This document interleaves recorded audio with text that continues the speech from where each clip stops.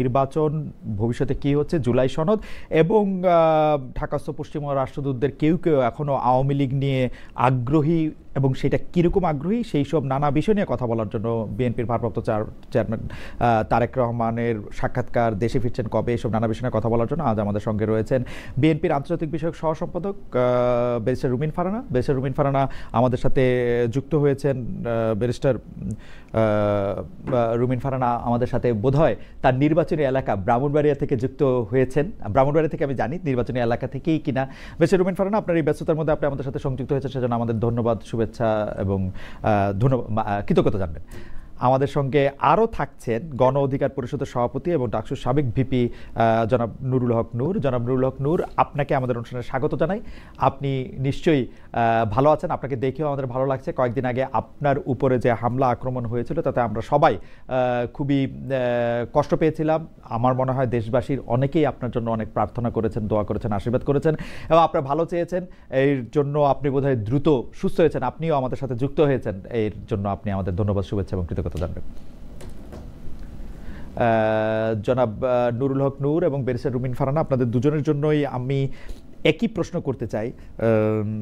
আমি একটু নুরুল হক নূরকে দিয়ে শুরু করি। ব্যারিস্টার ফারহানা, অল্প করে যদি নুরুল হক নূর একটু বলেন যে আর 2-1 মাস পরে হয়তো অন্তর্বর্তীকালীন সরকারটা নির্বাচনকালীন সরকারে পরিণত হবে, সেই সরকারের চেহারাটা কেমন দেখতে চান? আমি অনেকদিন পরে আসলে মিডিয়াতে কথা বলছি এবং টক শোতে যুক্ত হচ্ছি। বিশেষ করে 29শে অগস্টে আমাদের উপরে যে বর্বরচিত হামলা হয়েছিল সেই ঘটনার পর, সেই কারণে সবাইকে প্রতিবাদ প্রতিক্রিয়ার মাধ্যমে আমাদের পাশে ছিলেন, আমাদের জন্য দোয়া করেছেন। কারণ আমার ব্যক্তিগত ডাক্তার উনি পরিষ্কারভাবে বলেছিলেন যে আসলে আমার আইসিইউতে ইলেকট্রোলাইট ইমব্যালেন্স, পটাশিয়াম ফল করা, শ্বাস প্রশ্বাসের সমস্যা, তাতে যে অবস্থা, এটা আসলে একটা সেকেন্ড লাইফ। সো সেজন্য আমি ধন্যবাদ জানাই যে যারা দোয়া করেছেন। আর আগামীতে আর কয়েক মাস পরে এই অন্তর্বর্তীকালীন সরকার নির্বাচনকালীন সরকারে পরিণত হবে। আমি মনে করি যে কথাটা আমি অনেকদিন ধরে বলে আসছি, আমাদের দলেরও অনেকেই আমার এই আন্ডারস্ট্যান্ডিং এর সাথে একমত যে বর্তমান উপদেষ্টা পরিষদ দিয়ে একটি সুষ্ঠু নির্বাচন, বিশেষ করে জুলাইয়ের পরে আগামীতে যে বহুল প্রত্যাশিত নির্বাচন, সেটি সম্ভব হবে না। তাদের সেই ফিটনেস নাই বলে আমি মনে করি। একটা সুষ্ঠু নির্বাচন করার জন্য, জন আকাঙ্ক্ষা পূরণের জন্য এই উপদেষ্টা পরিষদ অবশ্যই একটা পুনর্গঠন প্রয়োজন হবে এবং আমি যতদূর জানি সরকারের মধ্যেও সেই আলোচনাটা আছে। সো নির্বাচনকালীন সরকার তফসিল ঘোষণার আগে আগে হয়তো কিছু পরিবর্তন আমরা দেখতে পারি। সেই ক্ষেত্রে যদি সেই ধরনের যোগ্য, দক্ষ, কমিটেড লোককে আমরা উপদেষ্টা পরিষদে দেখতে পাই, তাহলে হয়তো আমরা আশা করতে পারি যে একটা ভালো নির্বাচন হবে। কিন্তু এই কাঠামোতে এই উপদেষ্টা পরিষদ দিয়ে সেটি সম্ভব হবে না, এটুকু আমি আমার উপলব্ধি বা আন্ডারস্ট্যান্ডিং থেকে বলতে পারি। ব্যারিস্টার রুমিন ফারহানা, আপনিও কি এরকম মনে করেন যে নির্বাচনকালীন সরকার আসলে পুনর্গঠন হবেন? এটি জনাব নুরুল হক নূর বলছেন যে আপনি শুনলেন যে এই সরকারে আসলে নির্বাচনকালীন ফিটনেসই নাই। আপনার মন্তব্য একটু আমরা শুনতে চাই। দেখুন, একটা চমৎকার নির্বাচন বা ভালো নির্বাচন আসলে নির্ভর করে নির্বাচন কমিশন, সরকার, পলিটিক্যাল পার্টিজ, প্রার্থী, ভোটার সকলের উপরে। কিন্তু মূল চাবিটা কিন্তু সরকারের হাতে থাকে।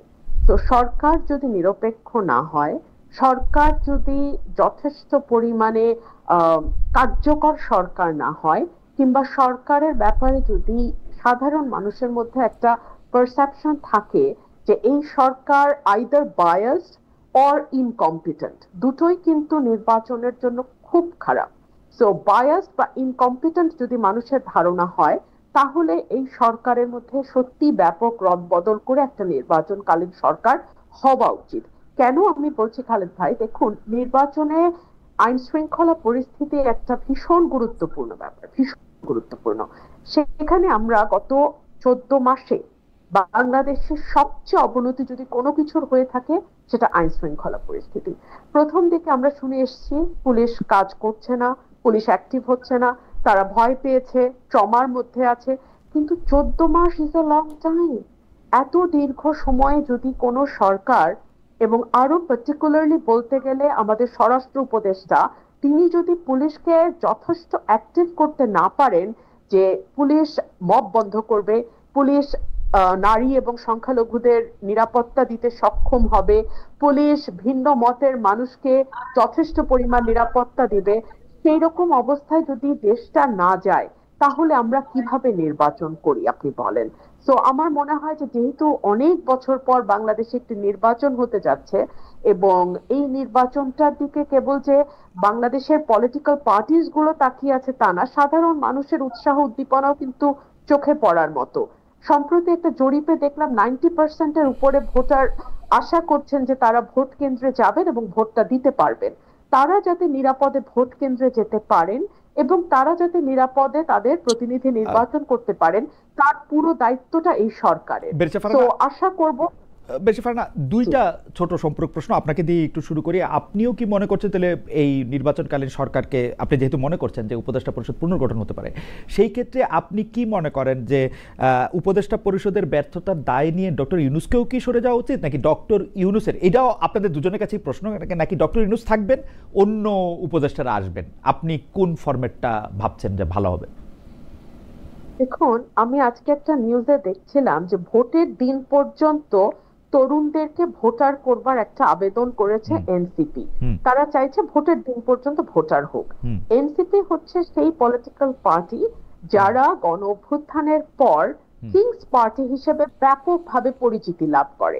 এখন প্রশ্ন আসতে পারে এর প্রমাণ কি যে তারা কিংস পার্টি? প্রমাণ কিছু নাই খালেদ ভাই, বাট পলিটিক্স এর perception is reality, very important.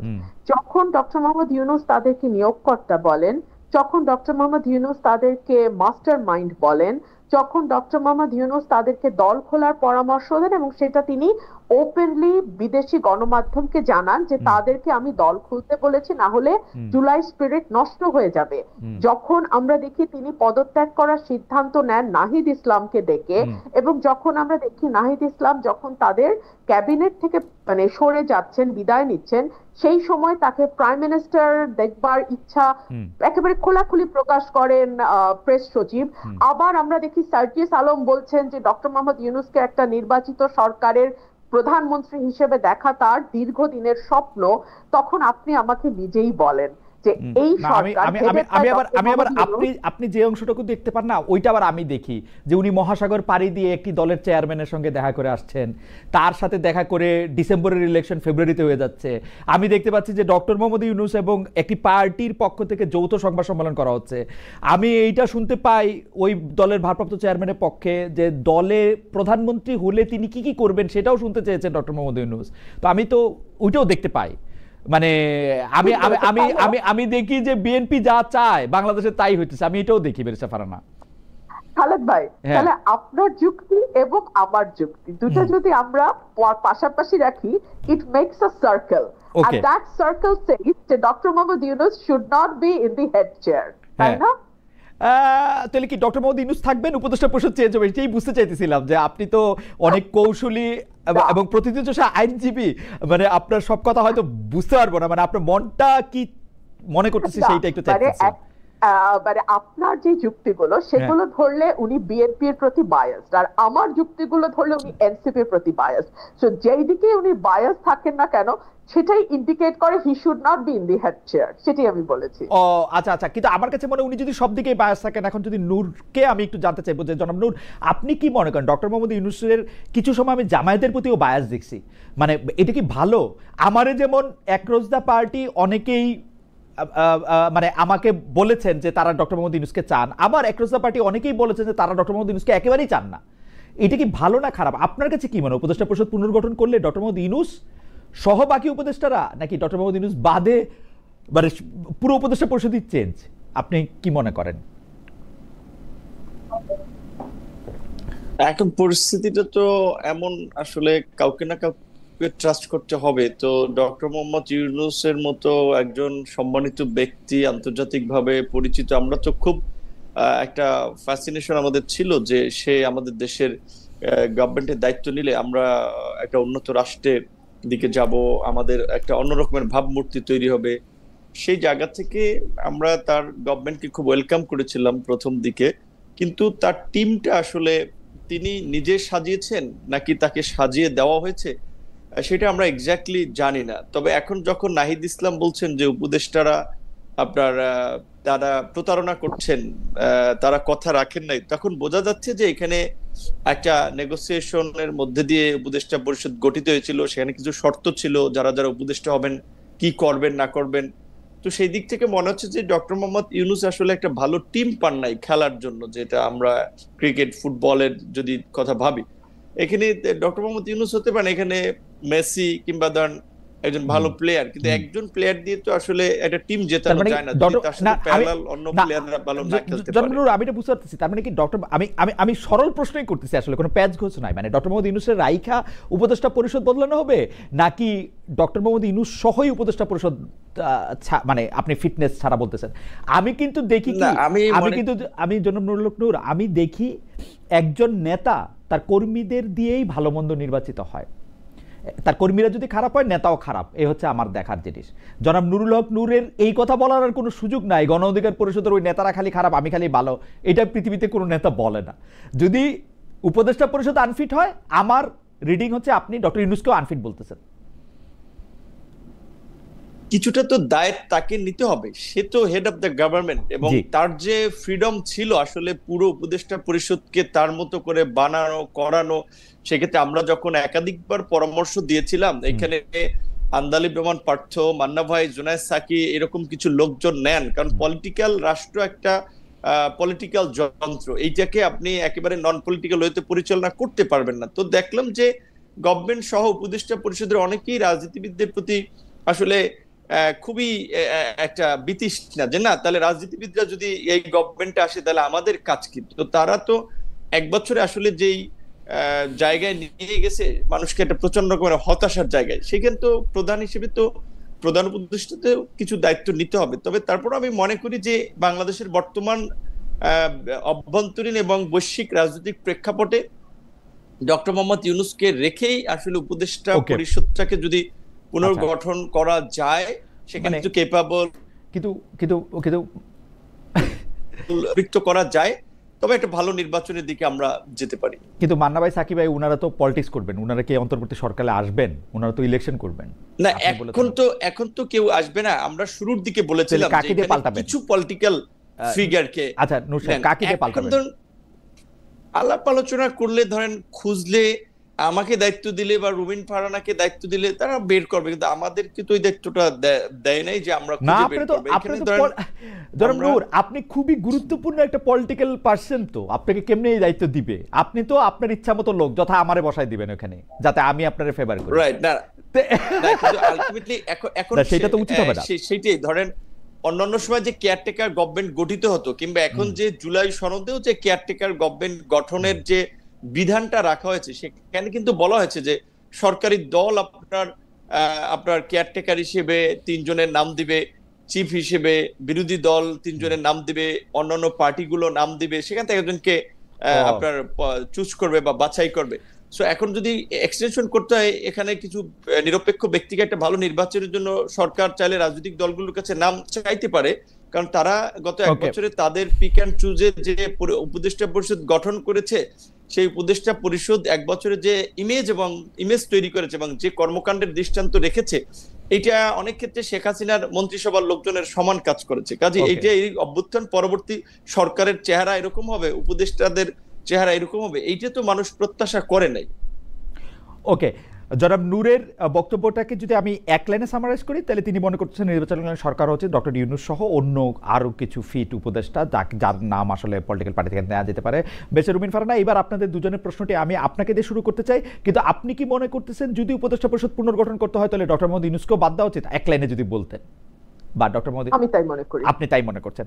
আচ্ছা, এই প্রসঙ্গে একটু আপনাকে দিয়ে প্রশ্নটা শুরু করতে চাই, যে প্রশ্নটা জনাব নূরকেও একটু জবাব দিতে হবে। জনাব নূর অবশ্য কথাটা একটু তুলছেন, সেটা হচ্ছে 111 সরকারের শেষটায় সেফ এক্সিট কথাটা আমরা শুনছি, কিন্তু সেই 2007-এর সেই সরকারের সময়, সেই সময় আমরা সেফ এক্সিট ফখরুদ্দিন সাহেবকে বা মঈনুদ্দিন সাহেবকে, আমরা জেনারেল মঈনুদ্দিন সাহেবকে আমরা নিতেও দেখেছি আসলে, বা তারা একটা এই সেফ এক্সিটের ভাবনাটা ভেবেছেন। যদিও ফখরুদ্দিন সাহেব চলে গেছিলেন, মনিরুদ্দিন সাহেব আরও কিছুদিন সেনাপ্রধান ছিলেন, কিন্তু সেফ এক্সিটটা তার মাথায় ছিল এবং তিনি কিন্তু বিদেশেই অবস্থান করছেন সেই চাকরি শেষ হওয়ার পর। কিন্তু যেই সরকার গণ অভ্যুত্থানের দায়িত্ব মানে ম্যান্ডেট নিয়ে দায়িত্ব নিয়েছে, তাদের কেন সেফ এক্সিট খুঁজতে হবে? সেই সেফ এক্সিটের ব্যাখ্যা দিতে গিয়ে সৈয়দা রিজওয়ানা হাসান কিন্তু বলেছেন যে একজন উপদেষ্টা, যে এইটা যিনি বলেছেন তাকেই কিন্তু আসলে এটা বলতে হবে। জনাব ফাজুল করিম খান আরেকজন উপদেষ্টা, তিনি বলেছেন যে তিনি কোনো সেফ এক্সিটের কথা চিন্তা করছেন না, তিনি এখানেই থাকবেন। এখন কোথায় গেলে এই গণ অভ্যুত্থানের যারা লিডার, যারা এই সরকার গঠনে অনেক বড় ভূমিকা পালন করলো, তারা এদের প্রতারক মনে করলো যে সেফ এক্সিট নিয়ে তাদের যাইতে হবে? বেশা ফারহানা, আপনাকে শুনে আমি একটু জনাব নুরুল হক নূরকেও শুনতে চাই এই বিষয়টায়। আমি যদি প্রতারণা শব্দটি কঠিন শক্ত একটি শব্দ, আমি যদি প্রতারণা শব্দটিকে একপাশে সরিয়েও রাখি, গণ অভ্যুত্থানের পরে সকলের সম্মতিতে, সকলের ইচ্ছায় যে সরকারটি গঠিত হলো, সেই সরকারটি কতটা আচার ব্যর্থ হলে এরকম সেফ এক্সিট কথাটা প্রশ্নটা ওঠে। আপনি দেখুন, সেফ এক্সিটের কথাটা মানে নিরাপদ প্রস্থান না, এটা যদি বাংলা করি, নিরাপদ পলায়ন যদি নাও বলি, নিরাপদ প্রস্থান। তো নিরাপদ প্রস্থানের প্রশ্ন কখন আসে? এক হচ্ছে যখন আপনি কোনো গুরুতর অপরাধ করেন। এই সরকারটি কি কোনো গুরুতর অপরাধ করেছে? এই সরকারটিকে আমি দুই ভাগে ভাগ করতে চাই। এক ভাগে আছে সুশীল সমাজ বা নাগরিক সমাজের ব্যক্তিরা, আরেক ভাগে আছে গণ অভ্যুত্থানের কিছু পরিচিত মুখ। গণ অভ্যুত্থানের দুজন পরিচিত মুখ, নাহিদ ইসলাম যেহেতু সরে এসছেন, দুজন পরিচিত মুখ এখনো আছেন। তার একজন হচ্ছেন মাহফুজ আলম, আরেকজন হচ্ছেন সরি আমার নামটা এই মুহূর্তে মনে পড়ছে না, আরেকজন যিনি কুমিল্লার, আসিফ মাহমুদ সজীব ভুঁইয়া। আসিফ মাহমুদ সজীব ভুঁইয়া। জি, আমি মাহফুজ আলমের ব্যাপারে খুব বেশি বিতর্ক কিন্তু আমাদের কানে আসে নাই, কিন্তু আসিফ মাহমুদ সজীব ভুঁইয়া, তার এলাকা, তার পরিবার, তার পলিটিক্যাল পার্টিতে যোগ দেয়া, মানে কোনটাতে তিনি আদৌ দেবেন, তার নির্বাচন করা, নির্বাচনকে সামনে রেখে 240 কোটি টাকার প্রজেক্ট কুমিল্লায় অনুমোদন করা, যেটা নির্বাচনের ঠিক অব্যবহিত আগেই শেষ হবে বা শুরু হবে, অর্থাৎ ইলেকশনের সাথে ভেরি ক্লোজলি কানেক্টেড। এই বিষয়গুলো কিন্তু ভালো বার্তা দেয় না। এখন আসেন নাগরিক সমাজ। প্রথম থেকে আসিফ মাহমুদ সজীব ভুঁইয়া যেটাই বলছেন আর কি, যে তিনি অনেক বেশি মানে বিরোধী প্রপাগান্ডার শিকার হয়েছেন নানা কারণে। যাই হোক, সেটাকেও যদি আমরা আলাদা করে রাখি, যে মানে তাকে যেহেতু দায়িত্ব দেওয়া হয়েছে, যেমন বিএনপির পক্ষ থেকে তার বিরুদ্ধে যেটা সবচেয়ে বেশি বলা হয়েছে, যে ওই দক্ষিণ ঢাকার মেয়র হিসেবে তিনি ইশাককে বসতে দেন নাই, এবং এইটা সম্পূর্ণ তারই সিদ্ধান্ত।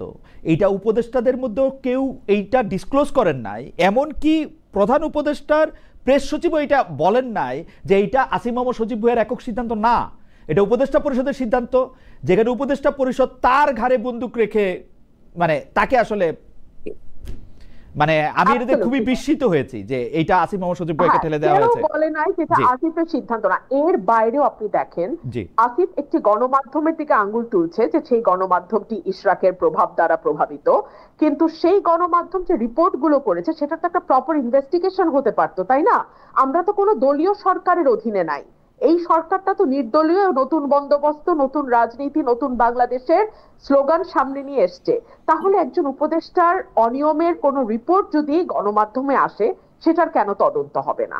আচ্ছা, আসিফ আর মাহফুজের কথা একপাশে সরিয়ে রাখি, এখন আসুন নাগরিক সমাজের যারা সদস্য তাদের দিকে একটু তাকাই।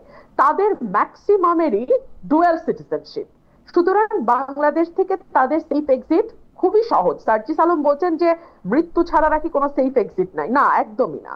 ওনারা খুব সহজেই একটা এমিরেটসের ফ্লাইট ধরে বিজনেস ক্লাসে করে চলে যেতে পারবেন। আচ্ছা, বিজনেস ক্লাস কেন? বিজনেস ক্লাস এই কারণেই যে উপদেষ্টাদের অনেকের ইপিএস এপিএস এর দুর্নীতি নিয়ে ফিরিস্তি রিপোর্ট ছাপা হয়েছে, এবং তার উত্তরে কেউ বলেছেন তারা মানে পিএস এপিএস সরিয়ে দিয়েছেন, কেউ আবার বলেছেন আমরা শক্ত করে বকে দিয়েছি। তো এই যে বকে দেয়া কিংবা সরিয়ে দেয়া, এটা তো আসলে ফৌজদারি অপরাধ বা রাষ্ট্রের সম্পদ যখন আপনি পকেটস্থ করেন সেটা সাজা হতে পারে না। তাহলে তো শেখ হাসিনার সময় 400 কোটি টাকা পিয়ন বানিয়েছে, তো সেটার সাথে এই আমলের পার্থক্যটা হলো কোথায়? আমরা তো কোনো পার্থক্য খুঁজে পাই না। তো এই যে উপদেষ্টা মণ্ডলীর এক একজনের এক এক রকম সমস্যা, তো এখন সেফ এক্সিটের কথা হয়তো সে কারণেই উঠছে। আর দুই হলো, যারা সেফ এক্সিটের কথা বলছে তারা কেন এখন বলছে না যে কি কারণে, কেন তারা প্রতারিত বোধ করছে? এটা কি তাদেরকে কোনো অন্যায্য সুযোগ সুবিধা দেওয়ার কথা ছিল, দেয় নাই, সেজন্য প্রতারিত কিন্তু বোধ করছে, নাকি অন্য কোনো কারণ আছে? কিন্তু বেরিসা ফারহানা, আমি এই পর্যায়ে এটা লম্বা করতেছি না, শুধু জানতে চাইতেছি যে আমরা তো উপদেষ্টাদের মধ্যে থেকে ছাত্র উপদেষ্টাদের দেখতে পাচ্ছি। আপনি জনাব মাহফুজ আলমের কথা বললেন, জনাব আসিফ মোহাম্মদ সজীব ভাইয়ের কথা বললেন, জনাব নাহিদ ইসলাম এখন আর উপদেষ্টা নাই, কিন্তু তারা তো, আমি যতদূর বুঝতেছি যে তারা মিন করতেছেন ছাত্র উপদেষ্টাদের বাদ দিয়ে অন্য উপদেষ্টাদের।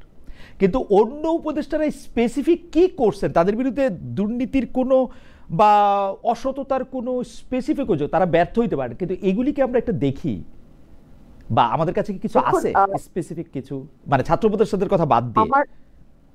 আমার একটা পরিচয় তো আইনজীবীও, তো আইনে একটা কথা বলা হয়, হি হু অ্যালেজেস মাস্ট প্রুভ। যে অভিযোগ উত্থাপন করবে তাকেই সেটা প্রমাণ করতে হবে।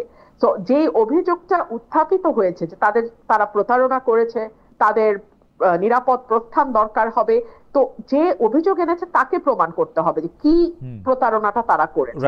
তো আমাদের সাধারণ মানুষ এবং আমরা যারা নির্বাচন করব, আপনি খুব সঠিকভাবে বলেছেন, আমি কিন্তু এখনো আমার এলাকায়, আমি সপ্তাহে 5 দিনে আমার এলাকাতেই থাকি। তো আমরা এই যে মানে জীবন দিয়ে কাজ করছি, এত কষ্ট করছি, এরপরে যদি আমরা গিয়ে দেখি যে আগে ভাগেই কোনো না কোনো ডিলিং কোনো না কোনো রাজনৈতিক দলের সাথে উপদেষ্টাদের কিংবা উপদেষ্টা পরিষদের হয়ে আছে, কিংবা নির্বাচনে একরকম ধোঁয়াশা দেখছি, কারণ আমি অনেক বেশি সরব, অনেক বেশি সমালোচনা করি এই সরকারের, সুতরাং আমার নির্বাচনের সময় আমি জানি না আমি কিরকম ট্রিটমেন্ট পাবো।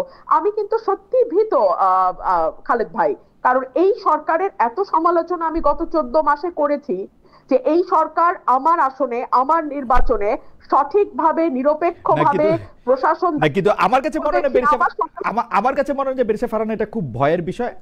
আমি ব্যক্তিগতভাবে যেরকম ভাবে দেখেছি যে আপনি তো বিএনপিরও অনেক সমালোচনা করেছেন, এখন বিএনপি আপনাকে নমিনেশন দেয় কিনা, বিএনপি আপনাকে কিভাবে ট্রিট করে, একটা আমিডামি প্রার্থী দাঁড় করায় কিনা, সেইটাও একটু আসলে দেখার বিষয়, যে সেইটা আসলে কোথায় গিয়ে দাঁড়ায় আর কি। আমার মনে হয় এক মিনিট, আমি যেহেতু 17 সাল থেকে কাজ করছি, আমি জানি যে আমি দাবি বা যেই প্রার্থী দাঁড় করাক মানুষ আমার সাথে আছে আলহামদুলিল্লাহ। আপনি আমার প্রোগ্রামগুলো দেখলে আপনি বুঝতে পারবেন মানুষের সারা ইজ ডিফারেন্ট, তো ওইটা আমার সাথে আছে। আমরা কি জনাব নুরুল হক নূর, আমি মানে আমি আপনাকে পেয়ে ওই সেফ এক্সিটটার ধারণা থেকে যে কেন তারা আসলে কাদের দিকে ইঙ্গিত করতেছে, যে মানে কোন উপদেষ্টারা বা কাদের আসলে সেফ এক্সিটটা নিতে হবে, সেইটা একটু আপনি আমাদেরকে যদি একটু বলেন। আরেকটা বিষয় হচ্ছে যে তাহলে আমি এখন কি করব?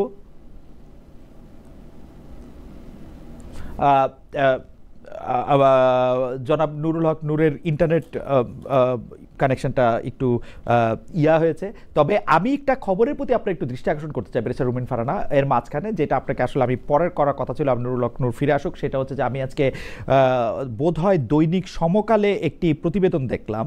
দৈনিক সমকালে প্রতিবেদনটা হচ্ছে অনেকটা এরকম, আমি আপনাকে বলি, এনসিপিকে ভোটের মাঠে সঙ্গে চায় বিএনপি। আমরা দেখেছি যে বিএনপি এনসিপির কর্মকাণ্ডকে তুমুল সমালোচনা করেছে, আপনিও করেছেন, মানে আপনার সাথে তো কথা মাঠের বাইরে, মাঠের ভিতরে, স্ক্রিনের বাইরে নানা রকম হয়েছে। এইটা কি সত্যি আসলে, মানে জুলাই আন্দোলনের ছাত্র নেতাদের যে দল এনসিপি, তাকে বিএনপি আসলে সঙ্গে চায়? আমার কাছে ঠিক তথ্যটা নেই, আমি জানি না বিএনপি এনসিপির সঙ্গে জোট করার কথা ভাবছে কিনা। তবে বহুদিন আগে বিএনপি একটা অবস্থান পরিষ্কার করেছিল যে জামাতের সাথে জোট হবে না, এর বাইরে অন্য যে কোনো পলিটিক্যাল পার্টির সঙ্গে বিএনপি জোট করতে পারে। তবে এখানে আরো একটা কথা আমি বিনয়ের সাথে বলি, আমাদের গণতন্ত্র মঞ্চের সঙ্গে আমাদের এক ধরনের অ্যালায়েন্স আছে। গণতন্ত্র মঞ্চ আমাদের সঙ্গে গত 7-8 বছর ধরে মাঠে ছিল, একই সঙ্গে 12 দলীয় জোটও কিন্তু এখনো আছে বিএনপির সাথে। তো এতগুলো পলিটিক্যাল পার্টির সঙ্গে জোট করার পরে আবার নতুন করে এনসিপির সঙ্গে হবে কিনা, এই ব্যাপারে আমার কাছে কোনো ব্যক্তিগত তথ্য আমি জানি না। এইখানে আমি নিউজটা পড়ে যা জানলাম, নূর সাহেব ফিরে এসছেন আমাদের কাছে, তবু একটা লাইন একটু শুরু রাখি। নিউজটা পড়ে আমি যা বুঝলাম, নিউজটা একেবারেই মানে গরম গরম, যাকে বলে ওভেন ফ্রেশ। সেটাতে বলা হইতেছে বিএনপি আসলে এনসিপির কাছে টানতে চায় জামায়াত থেকে যাতে দূরে রাখা যায়, মানে জামায়াতের সাথে যেন না যেতে পারে। এই ব্যাপারে কি আপনি দুইটা লাইন বলবেন? দেখুন, ভোটে তো এখনো 3 মাস 4 মাস বাকি আছে। তো এই সময়টা ভীষণ ক্রুশিয়াল। অনেক দলের সাথে অনেক দলের জোট হবে, আবার অনেক দলের সাথে জোট যেটা আছে সেটা হয়তো কিছুটা আলগাও হয়ে যেতে পারে। তো এখনই এই ব্যাপারে মন্তব্য করা কঠিন। ভোটের হিসাব নিকাশ, ভোটের পরিসংখ্যান ইত্যাদি সকল কিছু বিবেচনায় নিয়েই রাজনৈতিক দলগুলো তাদের দাবার গুটি সাজাবে, এইটুকু আমি বলতে পারি। জনাব নুরুল হক নূর, আমরা আপনার কাছে জানতে চাইছিলাম যে কেন এই সেফ এক্সিটের কথাটা ভাবা হচ্ছে। এদিকে আমাদের একজন দর্শকের মন্তব্য আমার একটু চোখে পড়তেছে, উনি বারবারই মন্তব্য করতেছেন যে হোয়াট এ গেস্ট চয়েস। একজন হচ্ছে বিএনপি, আরেকজন হচ্ছে বিএনপির খুব প্রিয় বা পালিত বা ওরকম কি যেন একটা শব্দ, আমি আবার ওইটা খুঁজে পাইতেছি না লাইনটা, যে জনাব নুরুল হক নূর, আপনারা কি আসলে বিএনপির সাথে খুব বেশি, মানে আমার এটা জানা ছিল না, কিন্তু মানে আপনি এখন বিএনপির খুব ঘনিষ্ঠ কিনা এটাও আপনি একটু বলবেন, মানে বিএনপির বিএনপির মানে বি টিম কিনা, বি টিম বা এ আর একটু ক্লোজ টিম। প্রথম হচ্ছে যে আমাদের ধরেন 18 থেকে 20 কোটি মানুষের মধ্যে অন্তত প্রায় 10 কোটির উপরে মানুষ ইন্টারনেট ব্যবহার করে বা সোশ্যাল মিডিয়াতেও আছে। সেখানে আওয়ামী লীগ, বিএনপি, বিভিন্ন দলের সাপোর্টার আছে।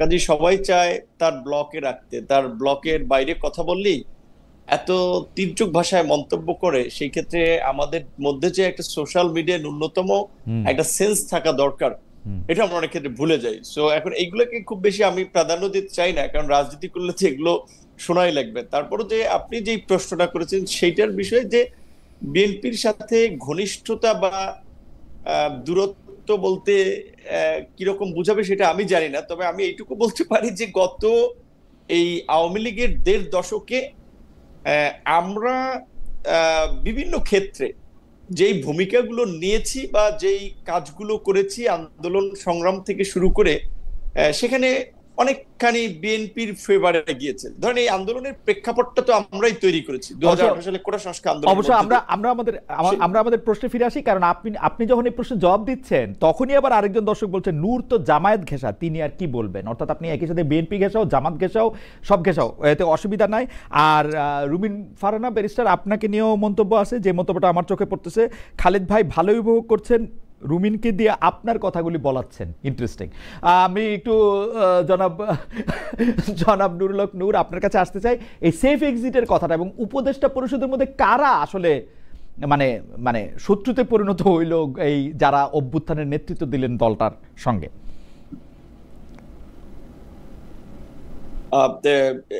এটা রুবিন ফারহানাও আপা যেটা বলেছিলেন যে উপদেষ্টা বা নাহিদ বা আন্দোলনকারীদের উপদেষ্টাদেরকে চুক্তি হয়েছিল, সেটা ওনারা জানতে পারবেন যে কোনটা রক্ষা করেন নাই বা প্রতারণা করেছিলেন।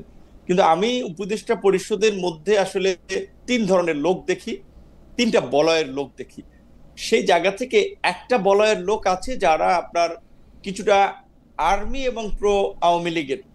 তারা চাচ্ছে যে আওয়ামী লীগকে সুযোগ দেওয়া হোক নির্বাচনে বা আওয়ামী লীগের রাজনৈতিক কর্মকাণ্ডে, বা আওয়ামী লীগের এই ধরেন অন্যতম সঙ্গী ছিল জাতীয় পার্টি, তাদেরকে স্পেস দেওয়া হোক। যেই কারণে আমরা যখন জাতীয় পার্টির বিরুদ্ধে প্রোগ্রাম করলাম, আপনি দেখেছেন যে প্রকাশ্য দিবালোকে সমস্ত মিডিয়া সবকিছুর সামনে একটা দলের প্রধান, একটা দলীয় কার্যালয়ের সামনে আমাদের উপরে হামলা হয়েছিল।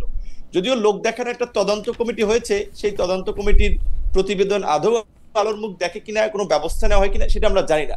কিন্তু এটা শেখ হাসিনার আমলে, শেখ হাসিনাকে তো আমরা ফ্যাসিস্ট বলছি, আওয়ামী লীগকে তো আমরা ফ্যাসিস্ট বলছি।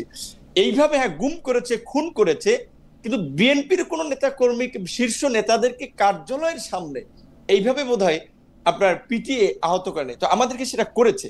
সো কেন আমরা জাতীয় পার্টির বিরুদ্ধে আন্দোলন করেছিলাম বা প্রতিবাদ করেছিলাম? কারণ তারা চাচ্ছে যে সেই গভর্নমেন্টের অংশটা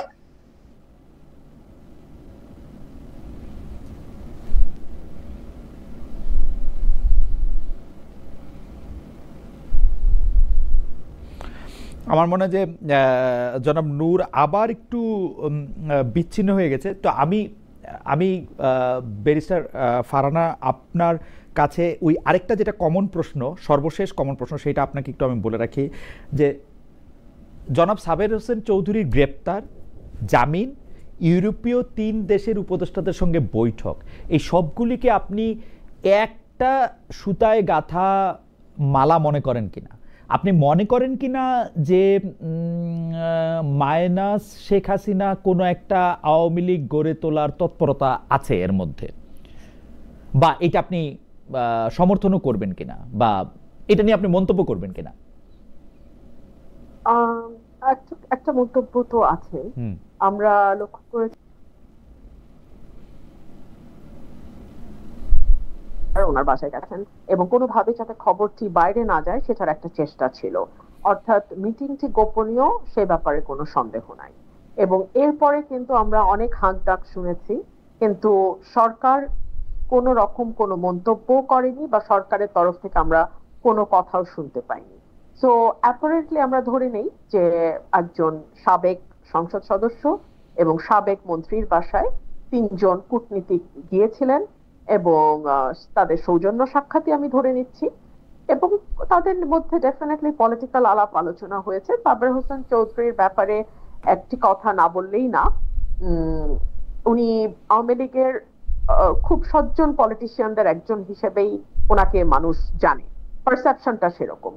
তো 111 এর সময় অনেকে বলেন যে তার একটা -2 ফর্মুলা যেটা ছিল সেটার সাথে তার এক ধরনের যোগাযোগ হয়তো বা ছিল, এটা আমি জানি না, আমি আওয়ামী লীগের কথা বলতে পারবো না, বাট এটা মাঠের একটা পারসেপশন, পলিটিক্যাল ফিল্ডের একটা পারসেপশন যে উনি 111 এ -2 এর সঙ্গে যুক্ত।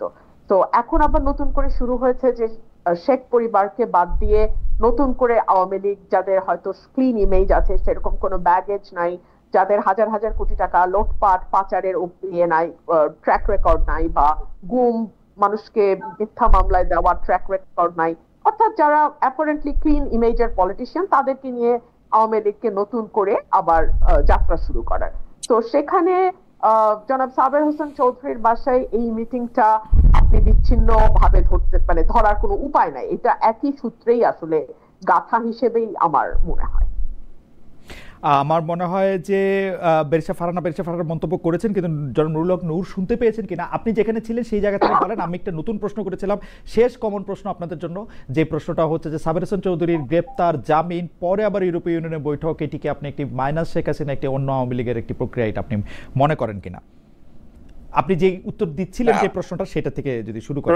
রাইট, আমি যেটা বলছিলাম, এইখানে আপনার এই বিদেশিদের মধ্যস্থতায় আপনার আওয়ামী লীগকে একটা অল্টারনেটিভ আওয়ামী লীগ হিসেবে নির্বাচনে নেওয়া কিংবা জাতীয় পার্টি, এই মেকানিজমটা শুরু থেকে চলছিল। আপনার নিশ্চয়ই মনে আছে হাসনাতরাও আপনার সেনা প্রধানের সাথে মিটিং এর পরে ধরনের কথাবার্তা বলেছিল।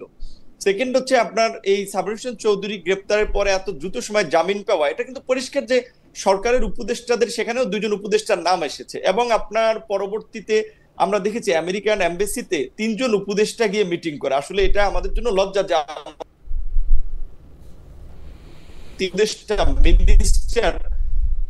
আপনার আমেরিকান এমবাসিতে গিয়ে মিটিং করলে ঠিক ছিল। তো এখন সরকারের মধ্যে এই কারণে হয়তো যেটা বলেছেন যে আমরা যেটা ইউএন মিটিং এও দেখলাম, 3টা পার্টি নিয়ে গেছেন, জামাতকে, বিএনপিকে, একটা পার্টি, একটা নিউ বেবি, আপনার কোন বিবেচনায় নিল? ধরেন বিএনপি একটা বড় আছে, ধরলাম যে তাদেরকে নিয়ে গেছে সেই বিবেচনায়, কিন্তু তারপরে জামাতকে কিংবা এনসিপি কে, তার মানে সরকার তো এই 3টা পার্টির মাধ্যমে একটা সমঝোতার নির্বাচন, সিট ভাগাভাগি নির্বাচন, যেটা রুমিন ফারহানা বলেছে যে তার এলাকায় সে যেহেতু সরকারের ক্রিটিসিজম করে, তার প্রতি নির্বাচনে কি ধরনের ট্রিটমেন্ট হয়, আমিও তো শঙ্কায় আছি, বা আমাদের প্রতি কি ট্রিটমেন্ট হয়, কারণ 3টা পার্টিকে তো সরকার ওন করছে, বাকিদেরকে তো ওন করছে না, এটা সরকার আচার আচরণে দেখা গেছে। তো এই ধরনের একটা পক্ষপাত এইদিকে একদিকে দেখা যাচ্ছে, জাতীয় পার্টির বিষয়ে নীরবতা দেখা যাচ্ছে, জাতীয় পার্টির কার্যালয় পাহারায় পুলিশ থাকে, আর্মির লোকেরা থাকে, এবং তাদের বিরুদ্ধে কথা বলতে আমাদের নিষেধ করা হয়, প্রোগ্রাম করলে সেখানে হামলা করা হয়। তো তার মধ্যে দিয়ে পরিষ্কার যে সরকার নিজেদের না, সেফটি কিন্তু রেখে কিন্তু আসলে জনাব নুরুল হক নূর, একটা এইটা ইলেকশন কিন্তু কিংবা এইটা জনাব নুরুল হক সমঝোতার নূর, মাধ্যমে একটা আমি সেফ এক্সিটের কথা ভাবছেন, এটা বলাই যায়। কিন্তু জনাব নুরুল হক নূর, আমি কিন্তু এই প্রশ্নটা আপনাকে একটু পরে করতে চাইছিলাম, কিন্তু এখনই একটু করতে বাধ্য হইতেছি, যে সেটা হলো যে আপনার উপরে কারা আঘাত করছে, কারা মারছে, ভিডিওতে এই ছবিটা কিন্তু স্পষ্ট। সেখানে আপনারা কিন্তু মামলার উদ্যোগ নিয়েছেন জাতীয় পার্টির এগেনস্টে, জাতীয় পার্টির নেতাদের বিরুদ্ধে, এবং জাতীয় পার্টির এগেনস্টে মামলা করার ক্ষেত্রে বা জাতীয় পার্টির অফিস গিয়ে আপনারা ভাঙতে গেছেন, যেটা আমরা নুরুল হক নূরের আগে কখনো দেখি নাই, বা অভিমুখে আপনি যাত্রা করতে গেছেন। এটা একটা এক্সিকিউটিভ সিদ্ধান্ত হবে, আপনি যদি মনে করেন সেই এক্সিকিউটিভ সিদ্ধান্ত এক্সিকিউটিভ কর্তৃপক্ষের করতে হবে, আপনারা তাদের দিকে যাবেন, আপনারা জাতীয় পার্টির দিকে গেলেন কেন? মানে এবং জাতীয় পার্টিকে মানে মানে এইটা এইটা এইটা এইটা এইটা কি এই কাহিনীটা কি খুব সরল নাকি? জনাব নূর, আপনি জানেন যে আপনাকে আমি অনেকদিন চিনি, আমি কিন্তু আমার এই প্রশ্নটা করতেই দিছে, আপনি কি কারণে দিয়ে সেট আপ হইলেন যে এটাই আমি বলতেছি খালেদ ভাই, এইখানে প্রথমত মিডিয়ায় হয়তো বিষয়টা সঠিকভাবে তুলে ধরতে পারে না। দেখেন, আমরা ওই দিন প্রথম একটা মিছিল করে আমাদের মিছিল সমাপ্ত করেছি, তারপরে যখন জাতীয় পার্টির মহাসচিব এবং চেয়ারম্যান তারা যখন সংবাদ সম্মেলন করে আমাদের বিরুদ্ধে কতগুলো মিথ্যা এলিগেশন দিলেন যে তারা জাতীয় পার্টির কার্যালয় দখল করতে আসছে, প্রস্তুতি নিয়েছে। আসলে আমাদের প্রথম মিছিল তো পিসফুলি শেষ করেছে, আমাদের এই ধরনের কোনো ইন্টেনশন ছিল না। তাহলে তো এই গণ অভ্যুত্থানের 1 বছর পরে কেন আমরা দখল করতে যাবো? এটা তো শুরুর দিকেও করতে পারতাম যদি আমাদের ওই ধরনের ইন্টেনশন থাকতো। দ্বিতীয়ত, এই 1 বছরে আমাদের গণ অধিকার পরিষদের কোন নেতা কর্মীর বিরুদ্ধে এই ধরনের কোনো মব তৈরি করা